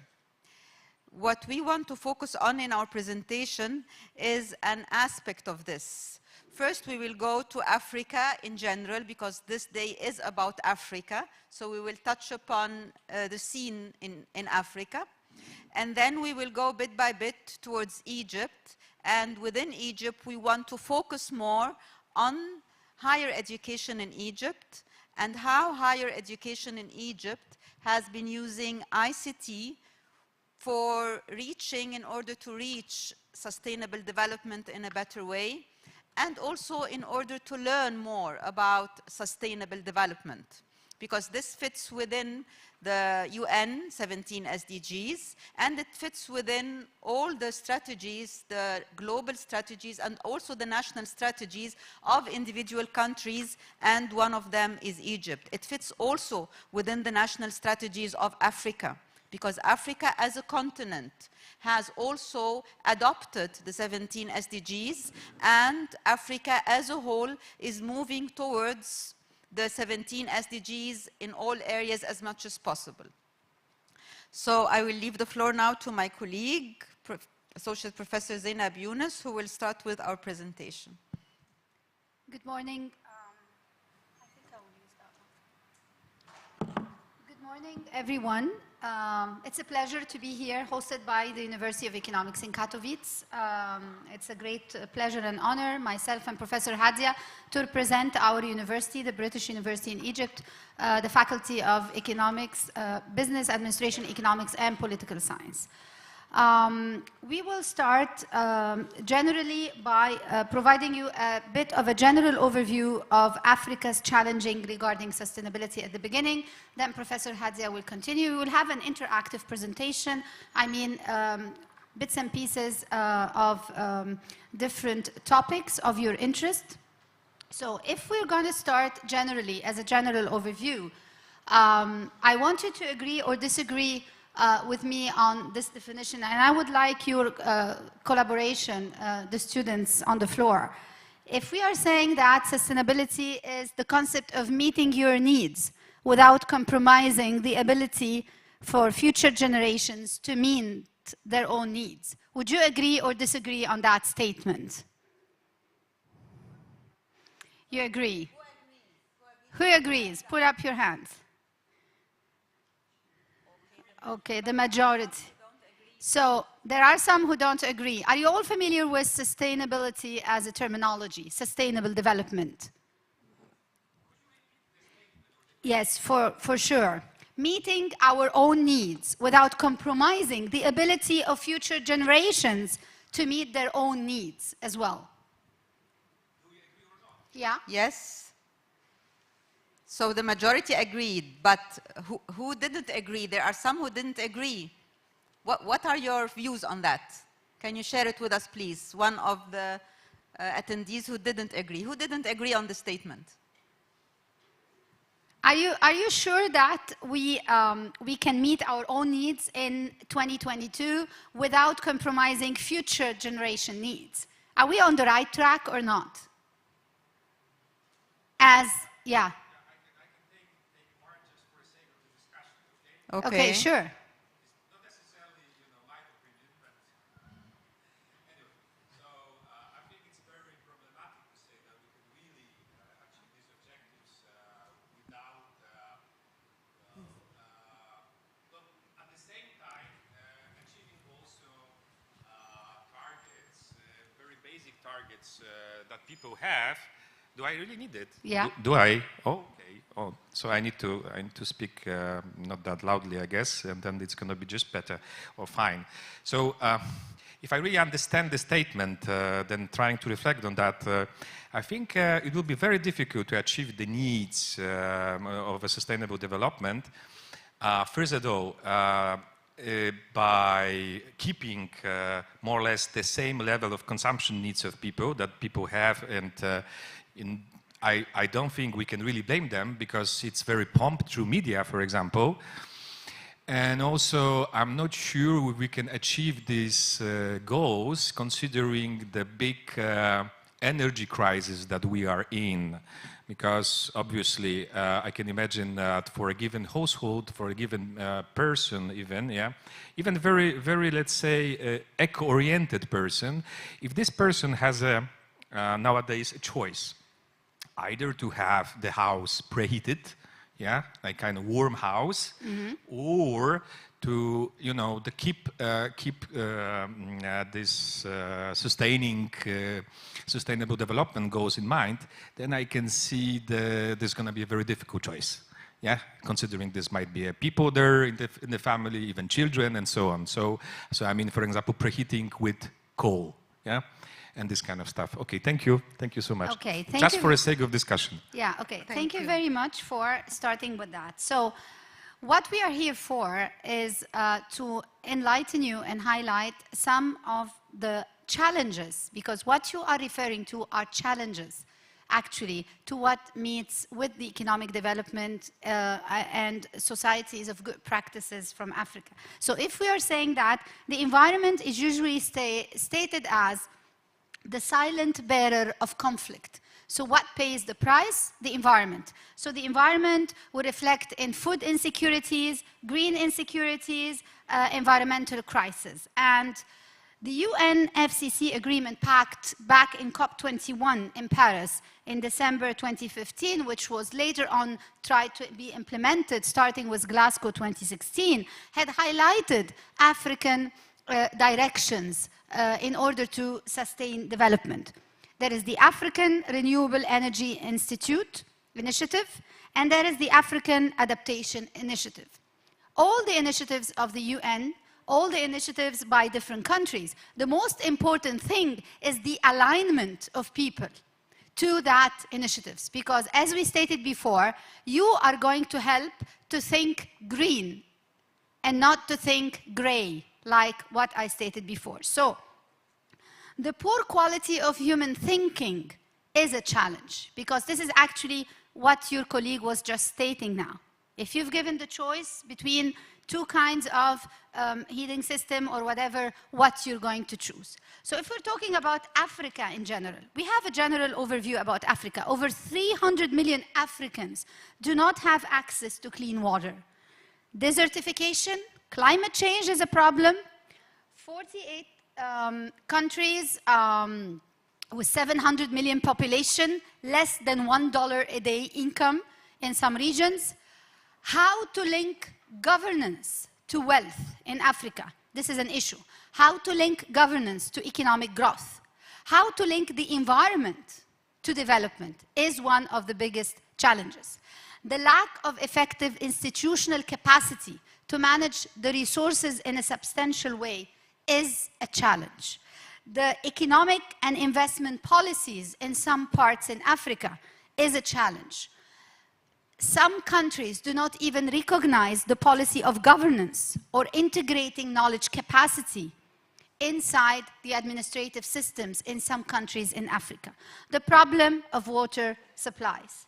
So, the situation in Africa highlighted by several researchers, you could find a lack of voluntarily national review. Only 19 African countries are not reporting and compromise on comparability. So the idea of sustainability reporting is that you have to report good and bad practices in order to provide a comparative analysis and a benchmark in measuring the achievement of sustainable development and the sustainable development goals. You would also find things related to some of the SDGs, like for example, in number 10, reduced inequality, number 11, sustained city and urban development, number 12, in responsible communities. You could find that these are challenges that face some African nations that are not able to adopt policies in order to run those specifically 3 sustainable development goals. So how is it embracing the goals? You would find a deficiency in this part. There is a challenge in the global sustainable development goals frameworks because it hangs on some international political levels, but has not cascaded to national implementations in some African countries. There are not enough data for tracking, and information and data are superpowers when you want to speak about sustainability and sustainable development. Also, financing sustainable development goals. In order to achieve, you need financial measures in order to achieve the goals for sustainable development. So, some African nations were adopting the notion what to do. Is it enough to go to national development banks? But they will also face the problem of financing and governance. And therefore, that's a challenge and that's a problem. The problem also, and I leave the floor to Professor Hadia, will be in SDG number 4, which is the quality of education and the focus on education? Of course, the focus on education, which is the SDG number 4, this was very much brought into the light with the pandemic. And it is, yes, an aim, and Africa, as a mostly developing countries, of course, are in Africa. The focus on education is another challenge, another big challenge. And education is actually the base for everything. If we really want to achieve development, health and education are so important. And this gives the tools to people, to young people like you and to children to move forwards. And this road is not so easy, and there needs to be more and more professional programs to enhance this and to support the road to proper education. Also, the culture of academics and teachers within Africa, they have to also be taken into consideration, and proper training has to be given to all of them. Unfortunately, and this is from research, during the pandemic, Africa, yes, some universities did very well, and some schools did very well, and some countries did well, but we cannot generalize at all, because the research brings to us the figures that 22% of students in African universities indicated actually the absence of online or remote learning solutions at a time when this was needed during the pandemic to continue learning. So this is something that all universities have to deal with. The same happens with schools. If we take a general view, many of the schools around Africa in many countries were not able to continue their education during the pandemic. I know this is very unfamiliar to you because probably here you didn't have this problem, but in Africa in general, this problem was there. In Egypt in general, not everybody was 100% fortunate enough to be able to work well during the pandemic. We'll shed more light on universities, on higher education, because this is the focus on our discussion. We have very good successful stories. We have these universities in front of you. We have many universities in South Africa that managed well. We have universities in Tunisia that managed well, in Morocco, in Egypt, and we have also in Kenya. So we do have very good stories and success stories, but some of them did not really do well.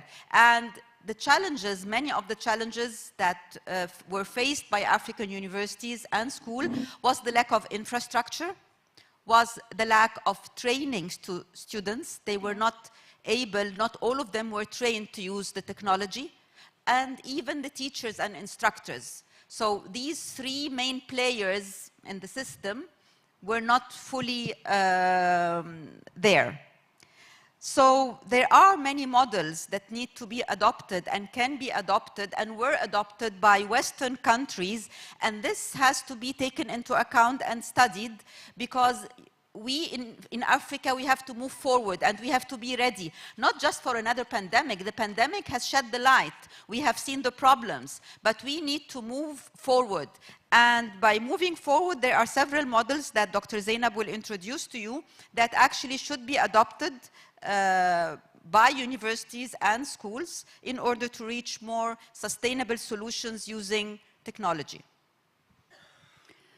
Okay, we have various business models to manage sustainability challenges as well. And the famous researcher, the management guru, Peter Drucker, stated in the purpose-driven model that performance that matter, and he was very clear that good intentions are not always good enough.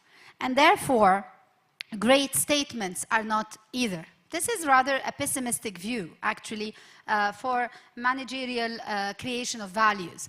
But in reality, it happens, because we have a very famous model leading to purpose-driven leadership model based on sustainable business strategy. It helps businesses to grow, and facing some of the world's biggest challenges, how an individual can make a difference in this context is the true meaning for leadership. And addressing environmental and social risks, capitalizing on commercial opportunities, is aligning with this model, because you set the purpose, and you set the strategy matching this purpose. And at the end, you have the end result. In the middle, you have the input, the process, and the output. You can work with the process. You can move the process from one stage to the other until you reach the final result. And this is actually was the basis and a complementation for the ESG models. This is very important because we address our clients in the nation as stakeholders. If you are a stakeholder in the university, you're going to keep and protect the environment of your place you're working in.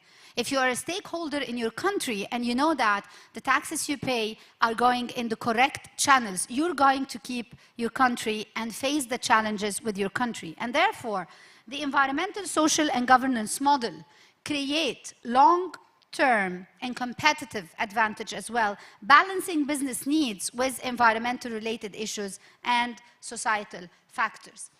The ESG model has been actually highly adopted in Canada, and in different businesses, endeavors in Canada, looking for transparency and accountability in different companies. Even lenders and investors as well would be asking about ESG activities in the company before starting a contract or a deal. Also, the idea of inclusivity. Inclusivity is an SDG, which is highly respected and implemented in Canada. If you do not include specific members in your company, immigrants, whatever, you are going to be questionable and accountable for these actions afterwards.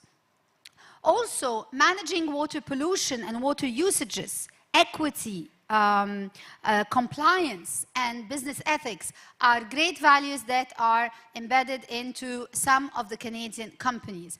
There are fines that if you do not respect, and this is actually a good common practice because the idea of the carrot and the stick, if you do not accept the policy of the government, you get punished by paying a fine, a very high fine from the company. And therefore, you will, by time, learn to adopt a strategy that is environmental friendly.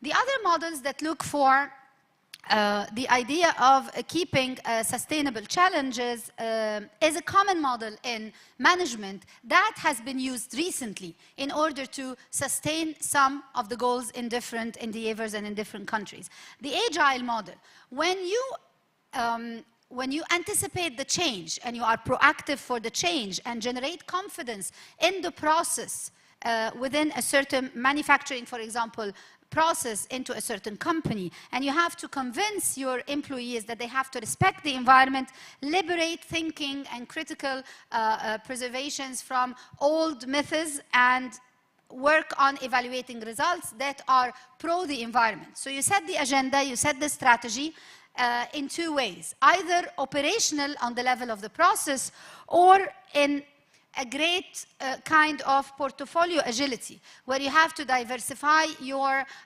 investments into different areas in the company. One of the highly recognizable areas nowadays in companies, in several companies in several African nations, is investing in the environment.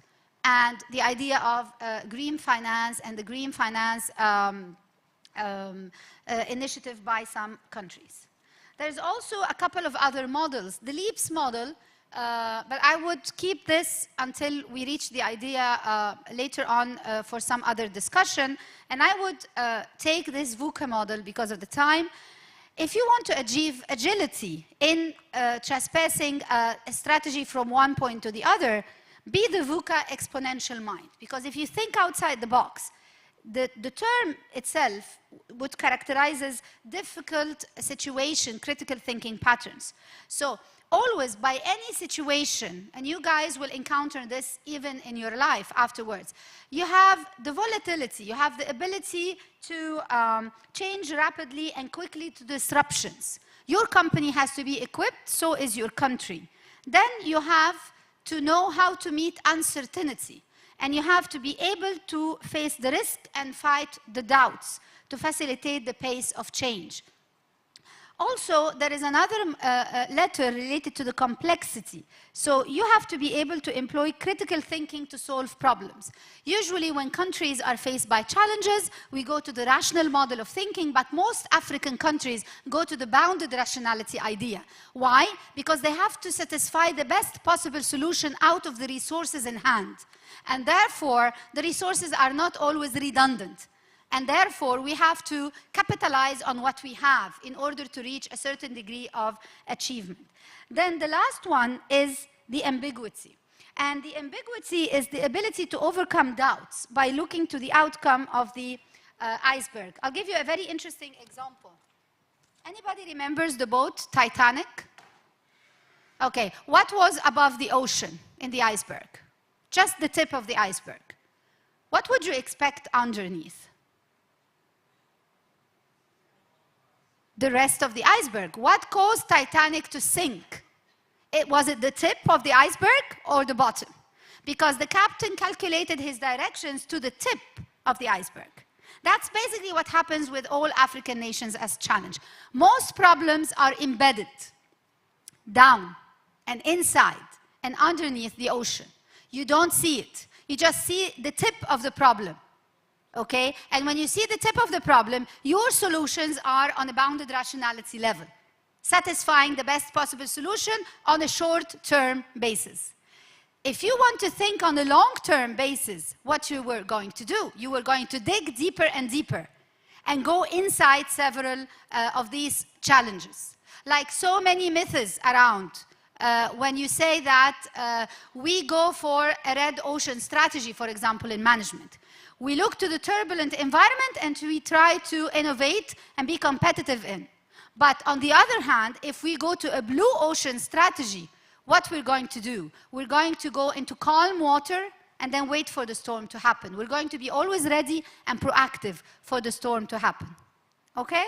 So, another thing related to ambiguity will be the adversity quotient. Okay, lots of our, and this is going to be a very interesting point for you. Lots of our teachers are always telling us about the emotional intelligence and the good IQ, and then if you put good IQ with good emotional intelligence as a student or as a leader, you will get what we call the EQ.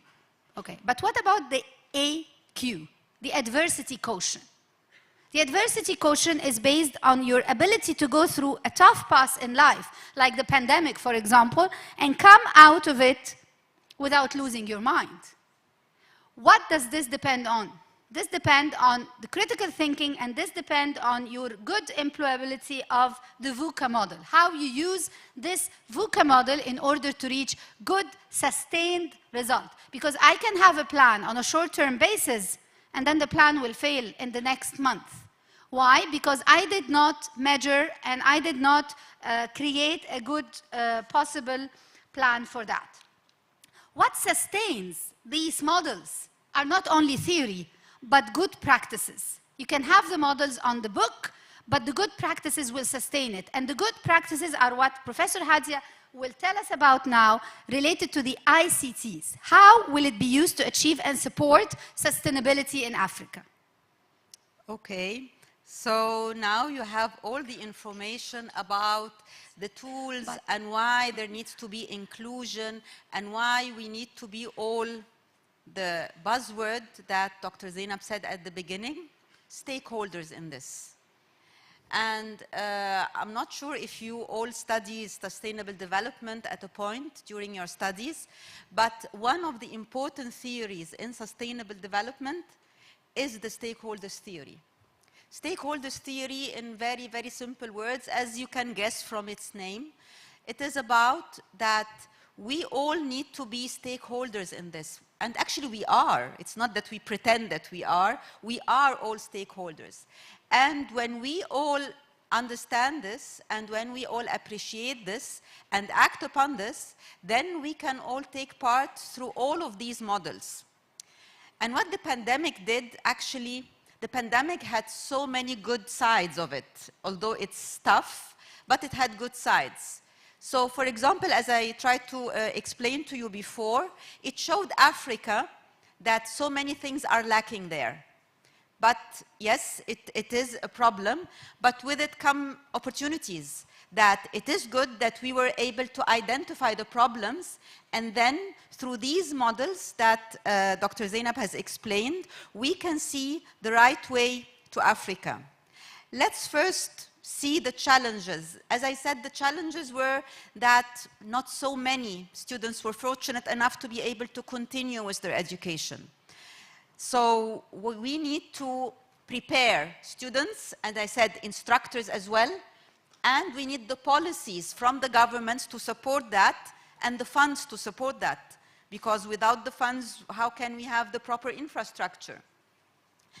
And actually, another point that Dr. Zainab has mentioned, which is being prepared as a student in the world, because what we are talking about also to be sustainable is employability, is to having this intelligence of being able to go through life.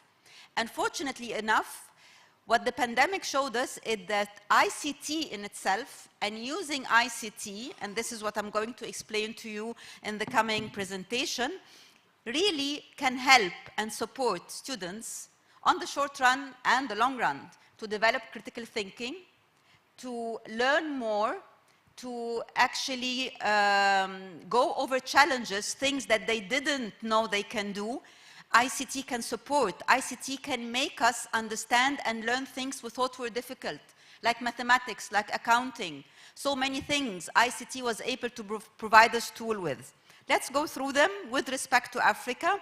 And as we said before, we are going to focus on Egypt a little bit because we come from Egypt, and on our university, the British University in Egypt.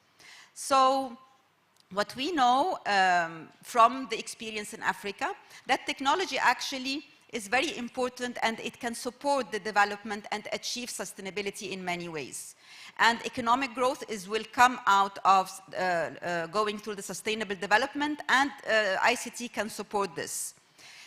In many areas, not just education, the development of new energy technologies is very important and is related to innovation and to ICT.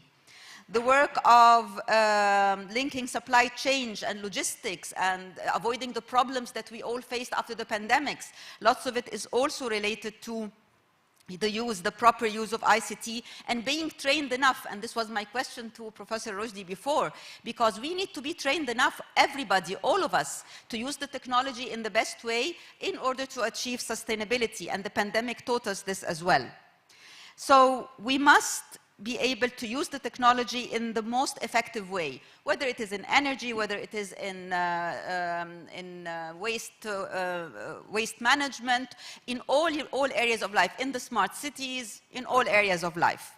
In education, it was actually one of the things we succeeded in the British University in Egypt, to have so many things that were done online.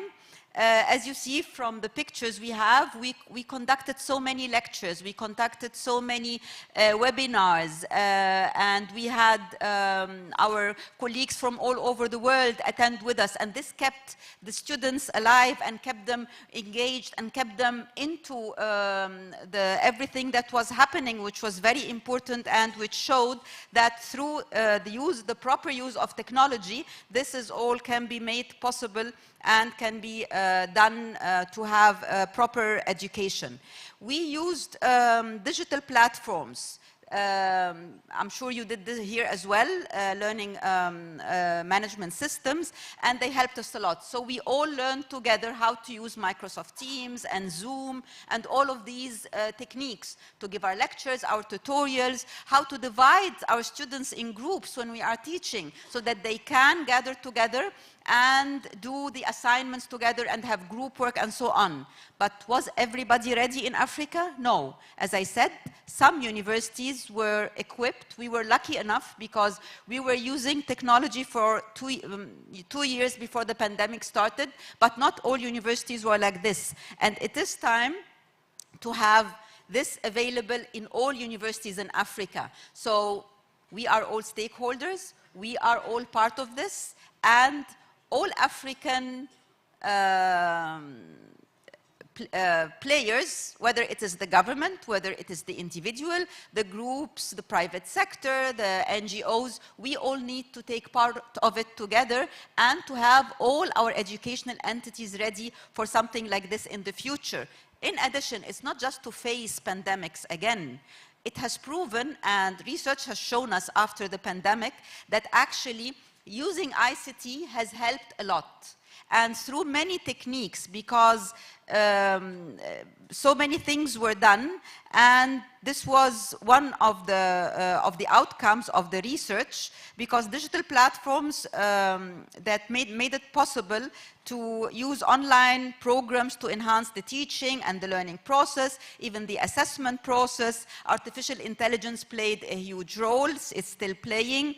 Coding, media creation, and all the above tools, they were actually leading, and research has proven that, to the amazement of everybody, that students developed more critical thinking and problem-solving skills due to that, because the challenge of using the technology and dealing with it and having individualized learning experiences helped to achieve that. In some cases, higher education was made more accessible, because students could go back home and study from their homes and didn't have to go and live in the dorms with the universities again. Also, adaptive learning and personalized instructions was made possible through the use of ICT in education, in hybrid teaching through the pandemic. The assessment and all the tools that were actually found to do proper assessment and to make sure that students are really being evaluated in the right way. And still there is lots of development in this area.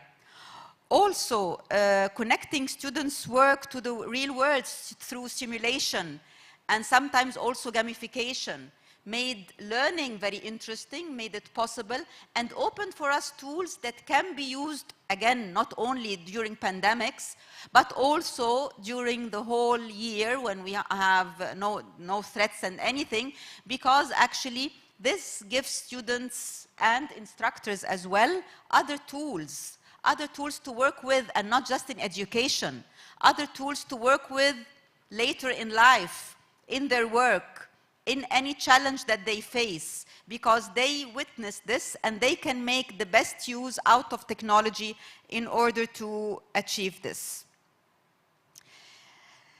Again, looking at the British University in Egypt, we made the best use of it as we can. So we tried to work with books that used the interactive technology. We had our financial lab work remotely so that students could access the lab when they were at home, so a kind of a simulation. We actually tried to do more student-centered learning, as I said, through the breaking up of groups and so on, and we gave individual students blended learning activities that they can do within the class. And we use so many techniques and new techniques in order to encourage students to experience lots of materials in the best way possible. And it was proven that many of the material that we thought was not be able to be done online, actually it was done online, and it was done successfully. And even if when we went back, we decided to adopt the hybrid teaching, because we learned a lot out of the experience with ICT and the technology during the pandemic. So what we are taking from this is that, based on our experiences, and there were many, as you see, when we came back, we depended more and more on technology, and we had our classes which were partially online, partially on campus, and even during the classes, we had, as you see, guests being with us during the class from all over the world, which enriched the experiences of students.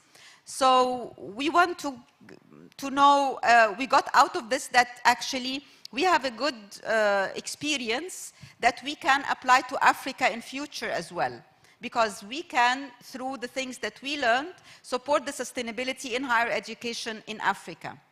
And this is based on our own experience and on research that was done during that time and after the pandemic. So that there are many techniques that can be used, adaptive learning, where we tailor towards the needs of each student, because they get back to us online, and then we can tailor for each student based on their own confusion, their own things that they are asking about. And then I can group them in certain groups in order for them to tailor for them specific activities and tasks. Then I can use persuasive design, where I design, as I said, again, for specific needs of specific groups of students. I can also use gamification, which is a very interesting technique, and I'm sure all of you and most of you use it, because it was found out that through gamification, students learn very difficult challenges, because it goes with you step by step, like playing any game, and then you get scores. And if you do something wrong, it gets back to you and tells you, no, no, no, try again, bing, this was wrong.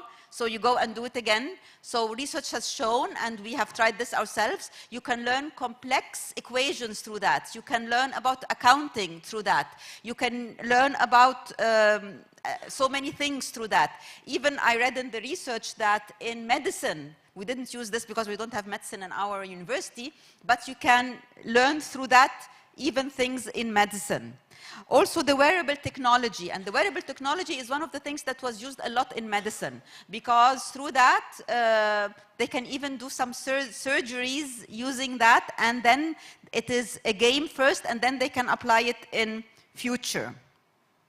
So based on that, and not just these things, it's very important to, again,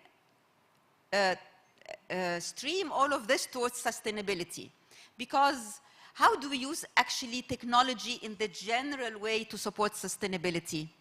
It's about achieving a change in behavior and then evaluating this change, both through the use of technology. How do I change behavior? As I just said, a problem, a mathematical problem or an accounting problem that the student didn't understand, and through the use of ICT, through gamification, for example, it's made in steps, and the student does it step by step, and the device gets back to you, no, go back this step again, this step was not accurate, you need to repeat this because you didn't do it in the proper format. So you learn by doing, you will get scores, and then you will feel, oh, I reached this score, I can go higher, I can go higher. So it can change behavior, and then I can evaluate the change. And how do we evaluate the change as an example of education?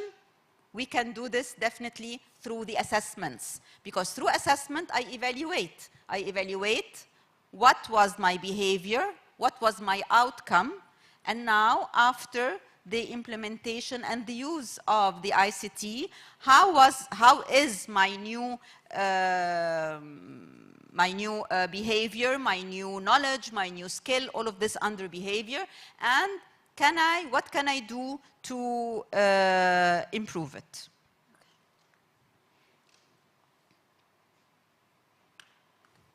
So, Dr. Zainab, how do you also recommend that Africa can use the development in ICT? So I would just return back to one of the actual strategies that we implemented in our British University in Egypt. We did actually, because I presented some models of management that would relate on how we can understand and implement different strategies for development as what pertains to Africa. But our British University in Egypt was a correct example for what we call a leapfrogging, when you jump from one state to the other, when you just aim for the high end reaching output results. Because when Professor Hadia introduced some of the things that we were doing this long before the pandemic. We were doing the student-centered learning, the blended learning, and the interactive platforms before the pandemic. And specifically in one of my classes, we used what we call the flex model, where the online learning was the backbone of student learning in some parts. And the actual blended learning experience was very successful because you present around 70% of the material of a blended learning topic ahead to the students. They can work it independently, and then they can come back the next week, research the concept, delivered by the teacher, opening the venues for critical discussions and critical thinking all over. So, and I actually published a paper on 2019, which is linking industry to academia, and it was the case of business school, and it was internationally published long before the pandemic. So we were actually using this concept of leapfrogging. Let's go back to the LEAP model that I was just telling you about. The LEAP model was just before the VUCA model, and I told you that LEAP model is used by agents of change for sustainable development to introduce a new idea along the context of sustainability. The policymakers have to learn how to listen, emphasize, ask, paraphrase, and summarize the concept. You give the benefits for using this new technology. You give the benefit of how this new technology will induce change. And therefore, you will be convinced to use it. Okay? So, when we align this with the leapfrogging idea, it's just here. So, what are the examples that some nations actually bypass traditional stages of development to jump directly to the latest technology? Like, for example, you can skip personal computers by using tablets. The process, new internet users are obtaining access through your mobile devices nowadays. So this is an actual leapfrogging.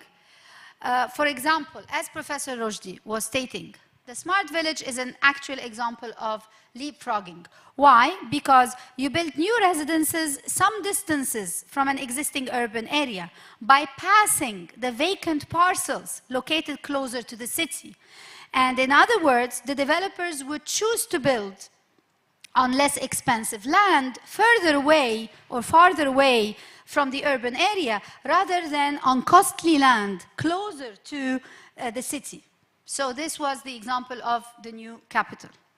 Also, the state economic development strategies, they are always directed to states, usually invests in 3 areas in order to encourage job and wage growth and to encourage for the undermined people to be part and stakeholders of the society.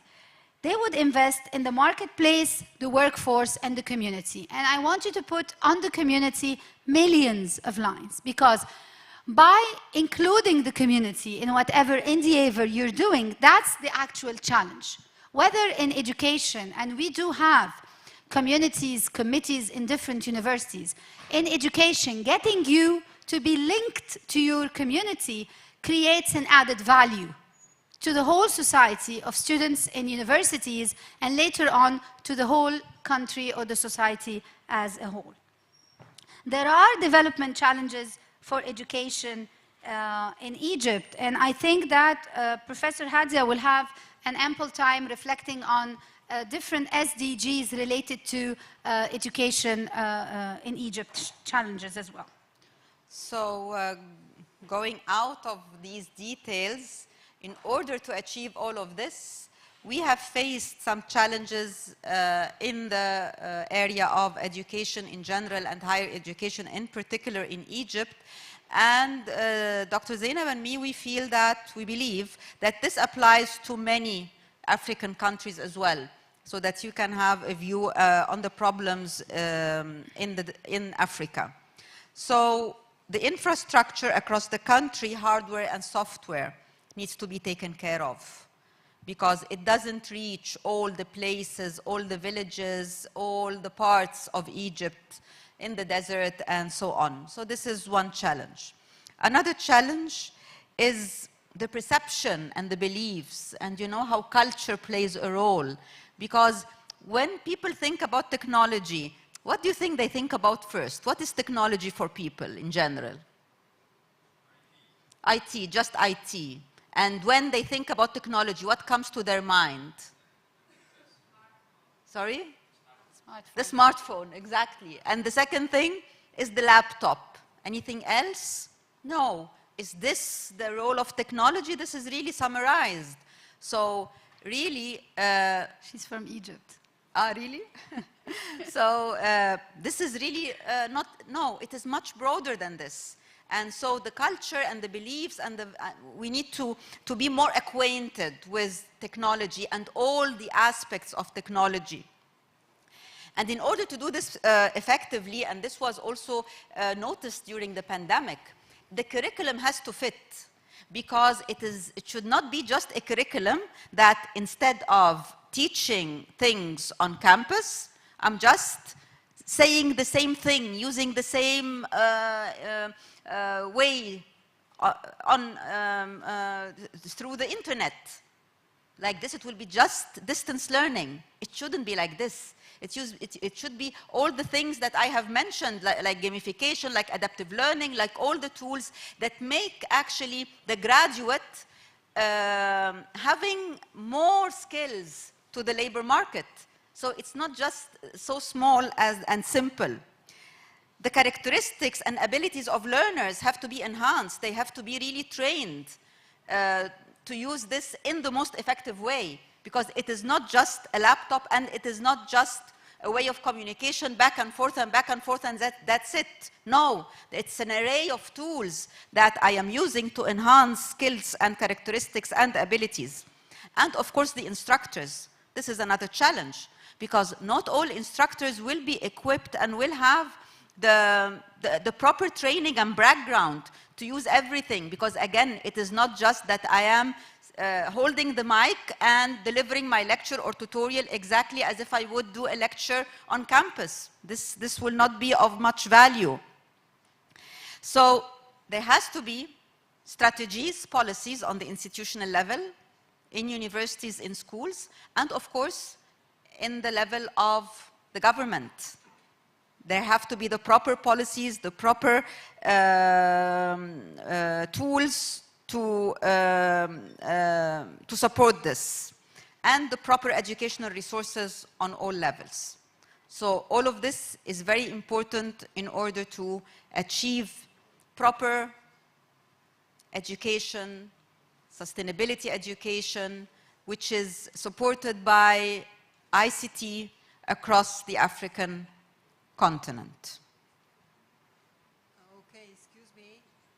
Maybe it is a panel, so maybe we have the opportunity to provide discussions. So if you could give us a chance to ask yes, questions. we can stop at this point and leave the questions. No, yeah, oh, okay. Definitely.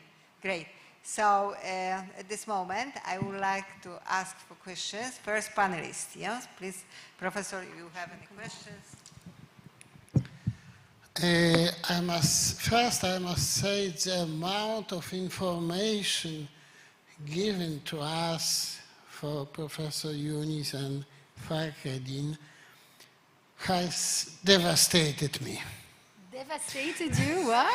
Devastated. It was so many and so precise that I'm devastated. Nevertheless, I will try to ask a few questions. What other country, apart from Egypt, are potentially leader in sustainability in Africa?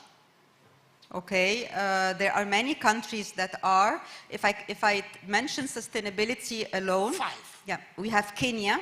Kenya are doing excellent work. South Africa as well, doing excellent work. And Morocco to an extent. Yeah. And there is also one of the countries in the West which is doing very good work, because we are members of PRIME, and I meet my colleagues from African business schools in PRIME. I will check and get back to you about, I'm just not getting the name. 4 is also okay. enough. 4 is also enough.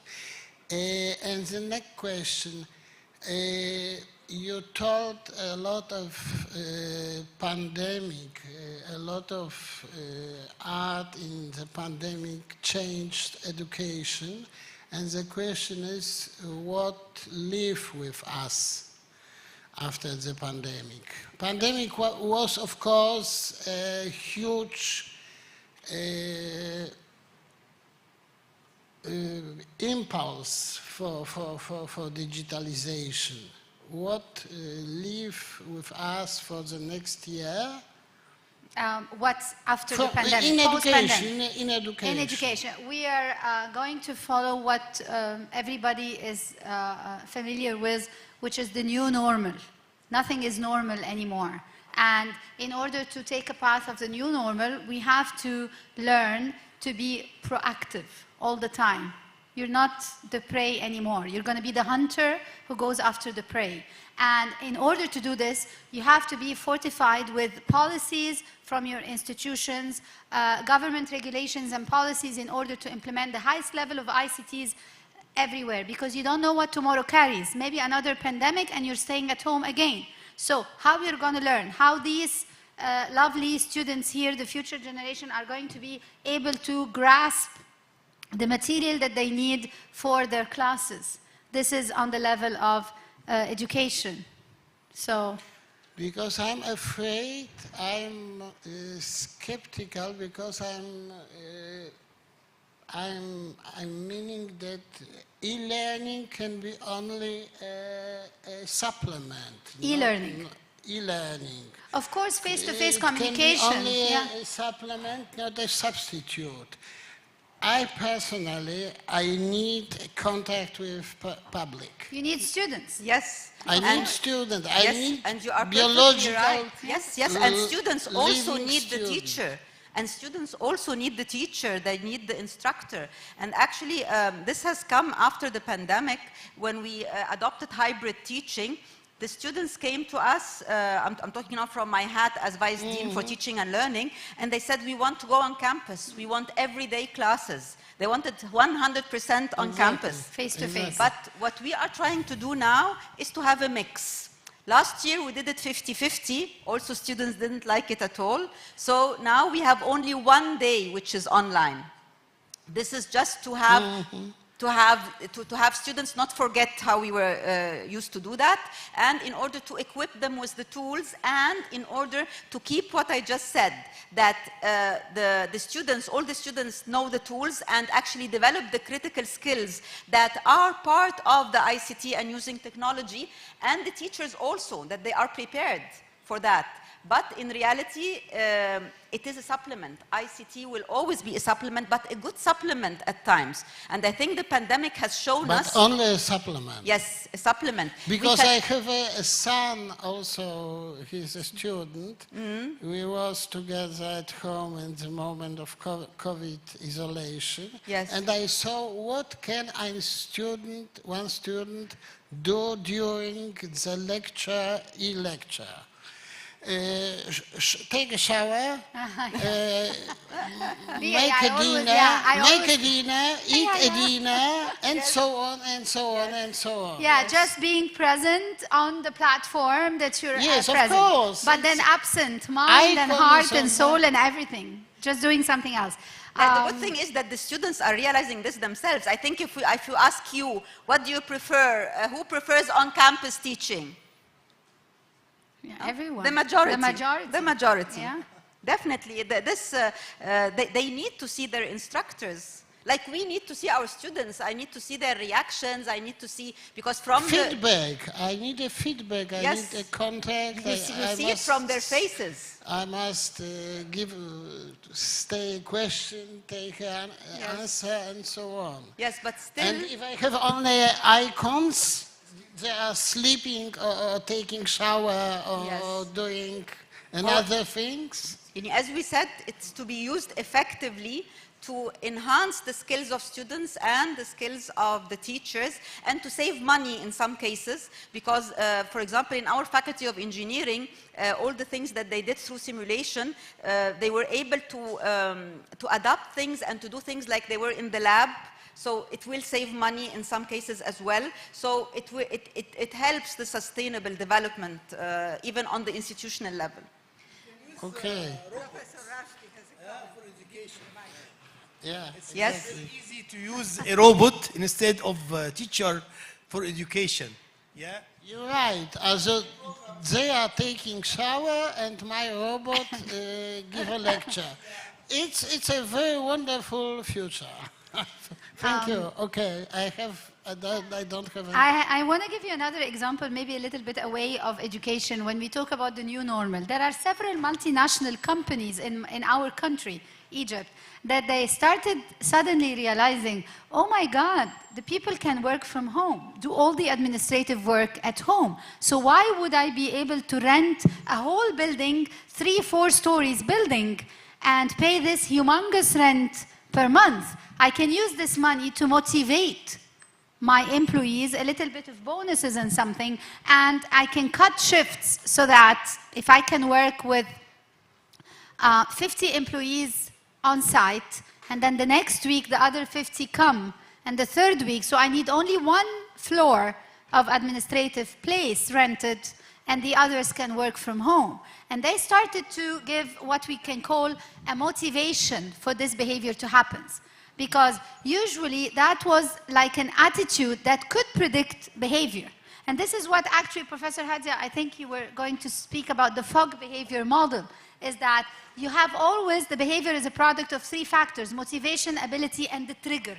And this triggered actually the idea of facing a new normal of technology, ICT usages, and no need for physical attendance. But in education, this is not the case. Like you said, face-to-face communication is much highlighted. Okay?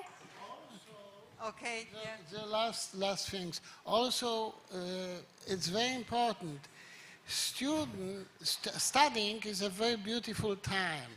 And it's not only education, it's networking, of course, it's the student experience.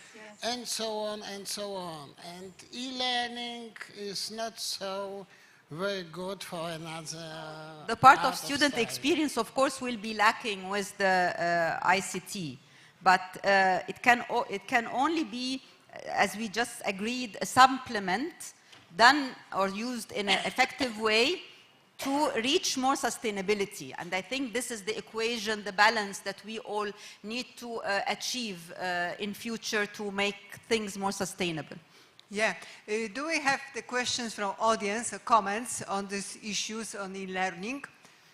I want to hear from students, actually. Yes. Very happy to have this bunch of bright eyes, you know. Yes. You're the gurus, leaders of tomorrow.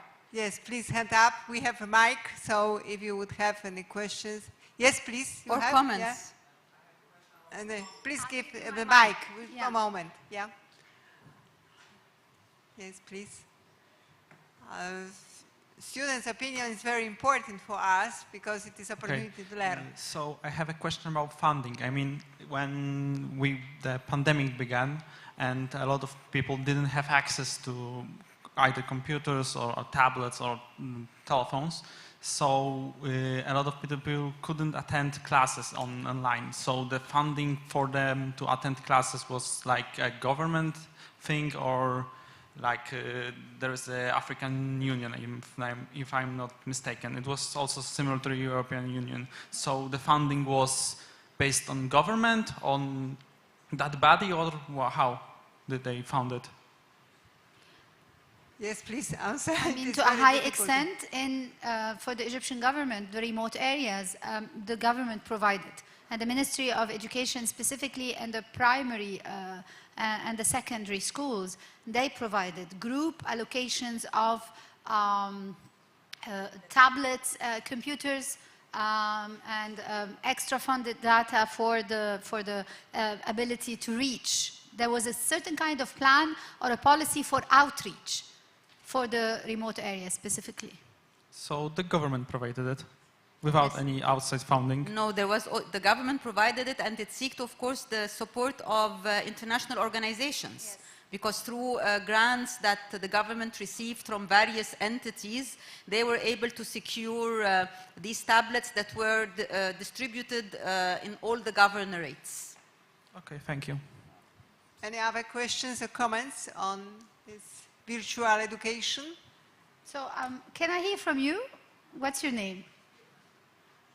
Mirna. Were you here during the pandemic or back in Cairo?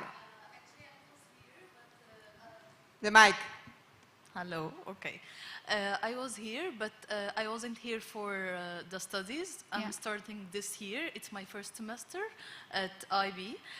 But I was here for a volunteering project. So I was at Krakow. Krakow, So it's not my first time at Poland, but it was like this in my life. And how did you find life during pandemic? How did you continue with your project? It was good because we start having everything online.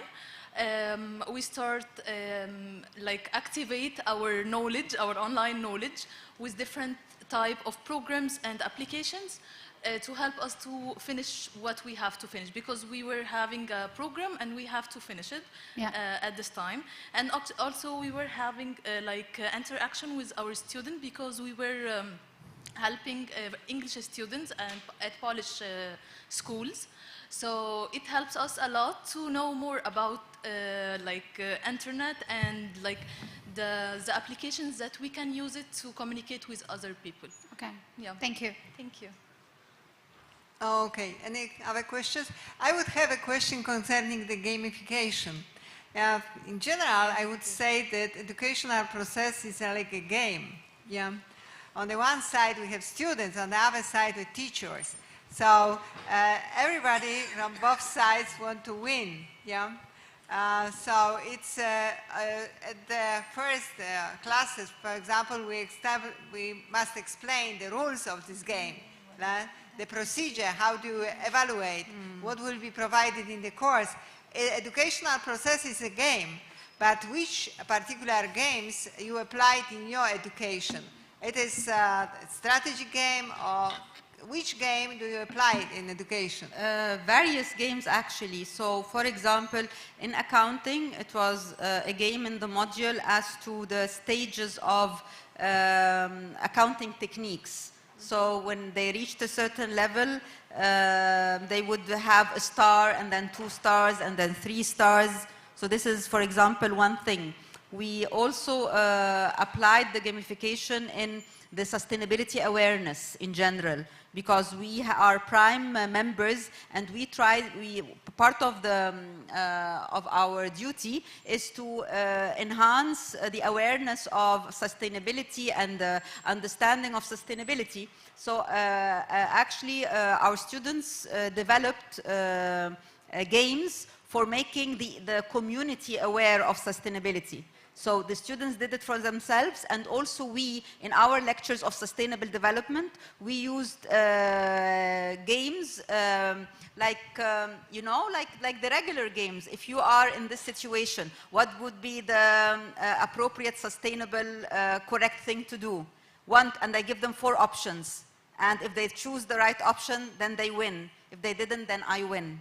And so on. So it is about information, and actually through this they learn things and they don't forget it. It's not like giving a lecture, you know, when they are part of the game. And sometimes we can play I can play the game with the whole class. When I did it online and I was at home and they were at home, so I would ask questions and give 5 different scenarios, and then I would say 30% have chosen this and 50 have chosen this, and so on. And actually the right one is A, which is only 30% of you knew, for example. So in various modules and various techniques and various not just curricular activities, but also extracurricular activities. So we used it as much as we can. We also used games in the form of competitions. And I remember I'm directing the Research Center for Innovation, Governance and Green Economy. We took it as an initiative in one of the modules to run a competition among students for the best logo for those green dustbins that are going to be displayed across our department, in order for them to understand that it's really important to separate the waste. The plastics, the papers, and the residuals and everything.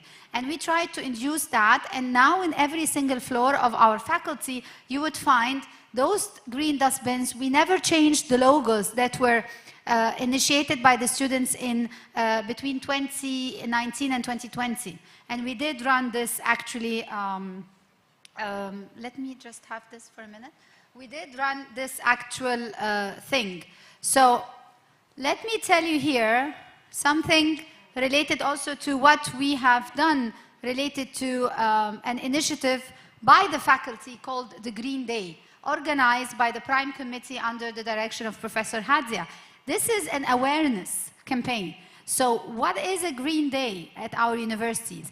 We brought all the people working with startups in the green area, the green economy, the green technology, the green finance, and they displayed their projects. We enhanced our students to work for specific posters declaring what they think about sustainability and sustainable development goals.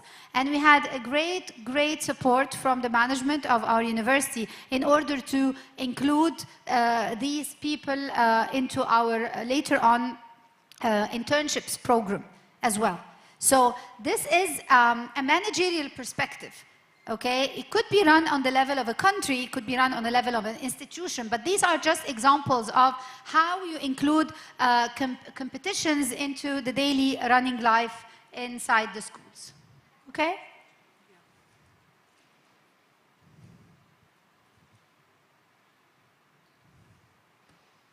Rojata, do you have other questions?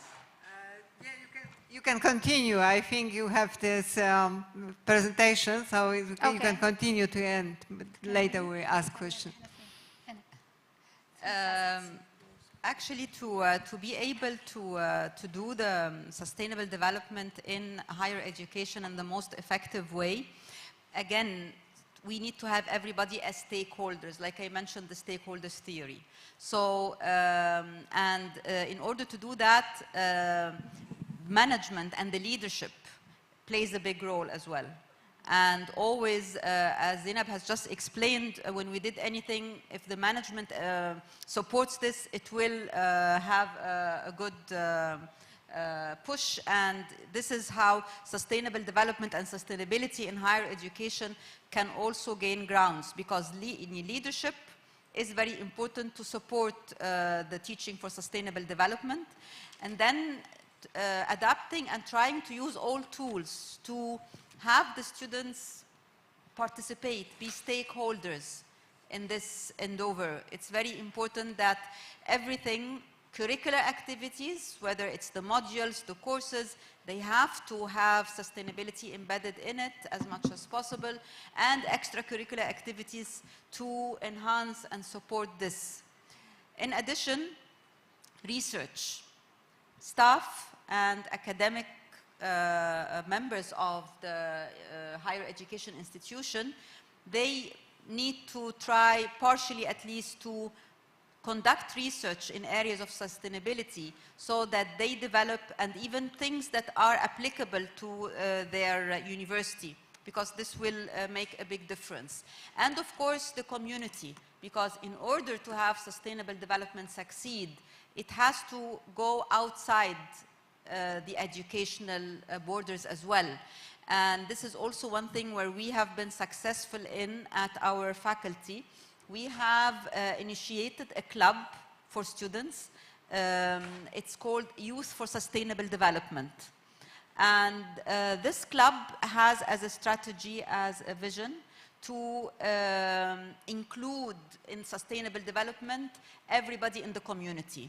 And the first part of their objectives and actually their implementation plan was to go to the schools around the university. They went to the schools around the universities, and actually they implemented some of the things that I just mentioned. They did games with the school children to make them aware of sustainable development. They made them, and I think we have pictures here. Yes, this is one. They were in one is a governmental school and the other is a private school, to explain the concept, to make them understand it more. Because actually small children, when they are aware of it, when they are young, they will go to their homes and will apply this at home. And then when they grow up, they will have this embedded in them. So it's not just through formal education, but the children, and I think I like this very much about what this club is doing. The second thing, and this is something I am encouraging, and this was my idea, they are going now to elderly homes as well. Because the elderly, they are part of the community, and they feel they are left out. And inclusion with everybody is part of the sustainable development. So they are going now to the elderly homes also around the university in the district where we are, and they are giving only very basic stuff like we don't want to use plastics anymore, like very, very basic stuff like we don't use excessive water. Even to the elderly, because we have some habits with the elderly that they are doing, they're like using too much water, like using too much light. They are accustomed to this. They don't realize that we are losing all of these things on Earth. So they are doing this with the elderly now. And eventually also they will go to private schools. We first started with the governmental schools, then the elderly homes, and then the private schools. So, and they use the gamification techniques, which is something very nice as well. This is, these two pictures on the wall also are reflections of our Green Day conducted in universities, and you could find those green dustbins, like I told you, with the logos for the best possible logo for sustainability. Also, we brought some people who works on recycling products, and they sold some of their recycling products on campus, and they tried to introduce to the student the idea of recycling as well into small workshops, and the students were trying by hand, doing stuff. So this was also very, very encouraging as well. I think we already talked about the changes in the system. These are examples. Then we mentioned here some examples from the British University, and I'm mentioning them because actually we have published this in a research paper in an academic conference on how different faculties of the university manage the education process during the pandemic. So, and this is one of the things that I just mentioned in the three facets, which is research. There has to be always research to support these attempts towards sustainability. By the way, what is the attitude of students toward your all initiatives? Do they support it, or they treat it as... No. It's so much supported, because sometimes also the trick is it is implemented in their grades, and it is implemented in how they can manage their modules. Because look here, I want to show you something here. Yeah. So here, workshop on effective leadership for a win-win situation. This was in collaboration between our International Aspect Committee under my direction and Professor Mishra from India on a platform, on an online platform. He explained what do you need as a weapon for CV writing in the future, and how you can manage on the actual skills that you have, linking an industrial background to academics. And basically speaking, he was from Dave Business School. And basically speaking, the collaboration ended is that students were given like competitions about answering the questions within the online, and their attendance counted, their participation counted, and so on and so forth. The other idea was a completely different endeavors by the Research Center for Innovation. And we tried to introduce students to what is it related to innovation in managerial maritime policies, and maritime transport has been affected on a sustainable level, highly affected. And we tried to include students to understand what is maritime competitive advantage, what is maritime business in general, and therefore we engage students. So usually we say that attitude would predict behavior and personality would predict behavior. But at the end of the day, motivation will lead to the predicted behavior that we want. So we motivate students to interact and to be included within the curriculum. Maybe by grading, by adding some bonuses, by telling them if you attend, you're going to gain some extra points in your class. These things don't harm, but they matter at the end. Yeah, that's true. The additional points is the strong motivation, Yes, because of course. usually also in Poland this is the the same issue.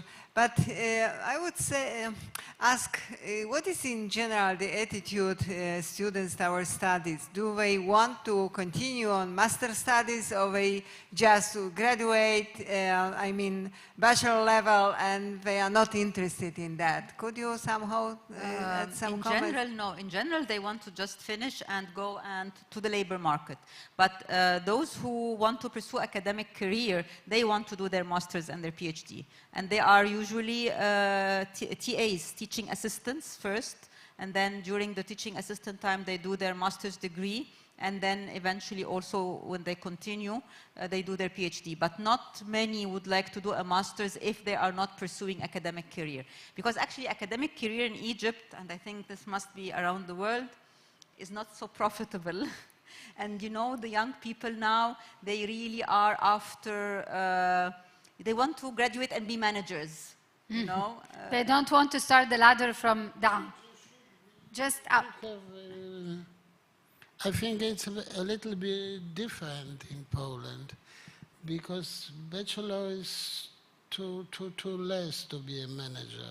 I think in Western countries, yes, many do their MBAs at least, because this is needed now, because everybody has a bachelor. MBA, okay. So and masters also. Level. But in Egypt, no, it's not. Still is not. They want to go out. They want to finish their studies, and immediately they want to work. In Poland, I think master. It's enough, and then another one. Yeah, the bachelor is enough for some degrees. Yeah, for the majority in Egypt, it is enough. For the majority, private universities, public universities. Yes. So it's a little bit different. Even in our university, and I have yearly in my faculty, we have something like 300 graduates.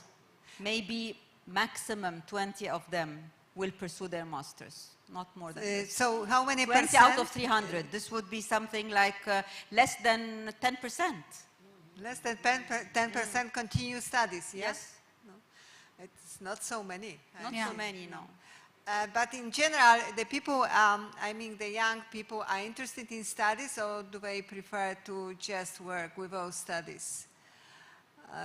Just without. How do you evaluate this young people attitude toward university education? Do they highly appreciate it, or just treat it as no, university education? No, it's highly appreciated to the extent that sometimes technical education is put aside. I can reflect on the Canadian experience in technical education. It doesn't matter to be a university graduate. You can do what you want to do by highlighting some years of practical experience. You maybe take a gap year, or you do the co-op with your education. This is highly encouraged in the Canadian system. But sometimes in Egyptian educational system, you have to graduate. This certificate is like a weapon. You find people under an educational level, maybe illiterate person, he wants his son or his daughter to be a university graduate. They wouldn't encourage the son to take the technical education because he wants him in a position secured afterwards. And university graduates go on the myth that job securities are ensured for university graduates. On the other hand, you can find so many businesses lacking the technicalities, or what we can say the middle education, not the higher education. But this is cultural. Yes. It is cultural that it is very important to have a university degree. But investigating really or examining that the students themselves, they value it, really they want to go and study, no. Not all of them. It is a requirement of the society. And the completion. If somebody does not have a university degree, it is a problem. Yes, it is very important. Yeah. Yes, the situation in Poland is changing, yeah, also. We also have less and less students on master studies. I would say that technical universities have maybe different attitudes, but in business, the people sometimes they feel free, they know how to manage the business, particularly if it is family business. They know how to do it. So they think they do not learn how to do business, yeah. Maybe in this domain like data science, where you have a lot of statistical methods, then the students would expect that they will learn this method at the university. Yes. Yeah? So that is because the data science, just now it is the profession, data scientist, it is very, fashionable. And a lot of students and a lot of employees are interested in employment of such a graduate student, data scientists. Yeah. So this is the same in Egypt. And for example, our faculty in the university, which is the faculty of ICS, Information Technology and so on, they always had a problem of completing the target. So they have a target of accepting 200 students. They didn't achieve that. This year is the first time where they not only achieved, they exceeded, because they introduced a new major, which is artificial intelligence. Yeah, so everybody wants to go to artificial intelligence because this is what the market is seeking. So yes, this is happening in Egypt as well. Yeah, but I have a question. What do you mean by artificial intelligence? Robotics or data science? Could you answer? Professor Roushdy. Yeah, I think data science and robotics. Yeah. Both of them. Yeah. Both.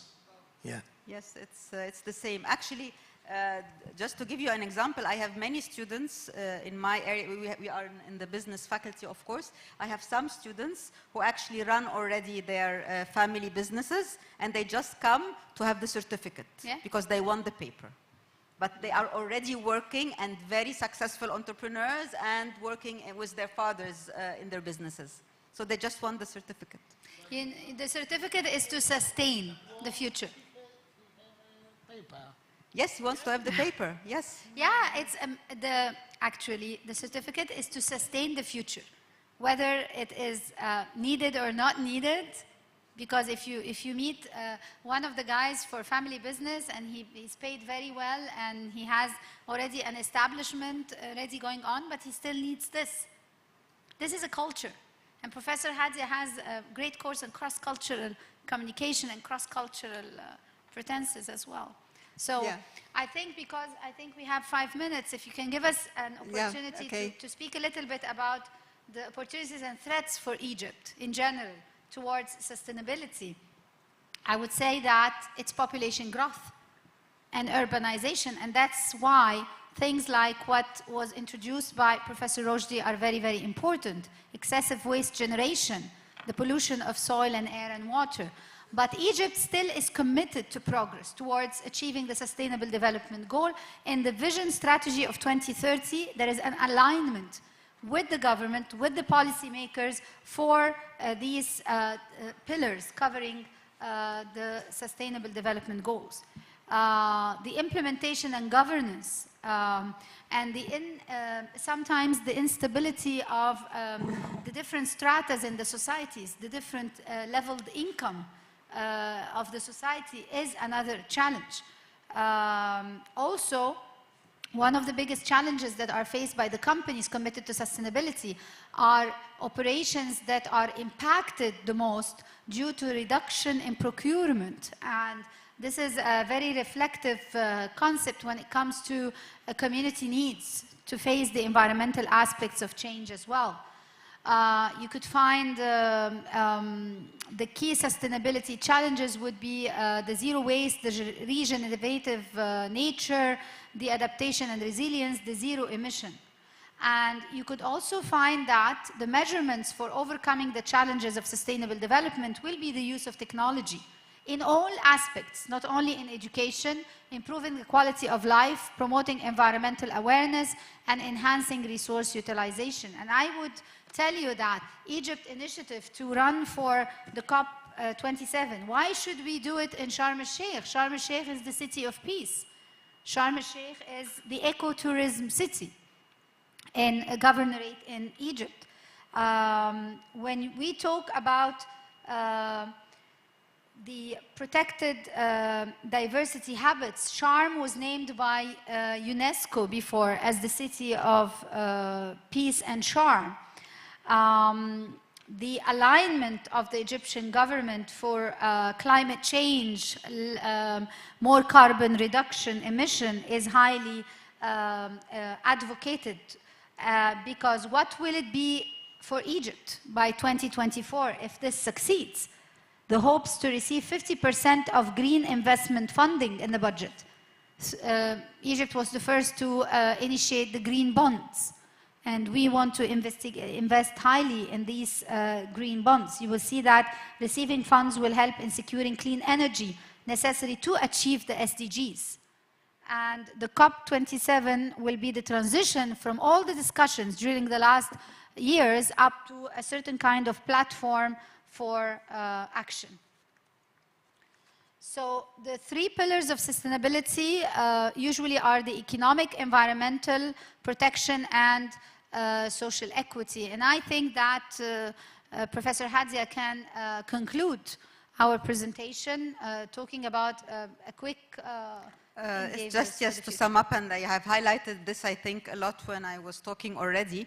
And again, it has to start with the policy makers in order to have a better future for Egypt with ICT and education, that we need to enhance and work on the results of the pandemic and work towards better infrastructure and enhanced infrastructure to support digitization, to have developed the digital platforms in a more effective way so that they reach all classes, all levels of society, and try to develop the Ministry of Education and Ministry of Higher Education platforms, as well as the Ministry of Scientific Research, in order to have accessible and advanced ways and technologies to support the education, develop curricula that is more flexible and supports hybrid teaching, develop the skills of the instructors and of the students in order to be to have more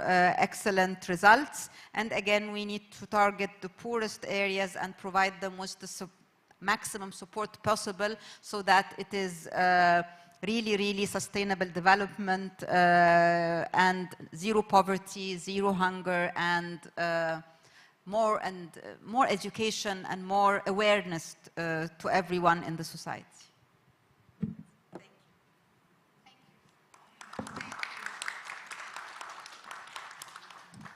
Yeah, we are on time. Yeah. Usually during my courses, I am distributing the attending list at the beginning, but usually here I see the attending list should be distributed at the end. So here, the students who are already, who are still with us, so I would like to say thank you to you, now more than two. So we highly appreciate your efforts, particularly that you are so patient and stayed with us.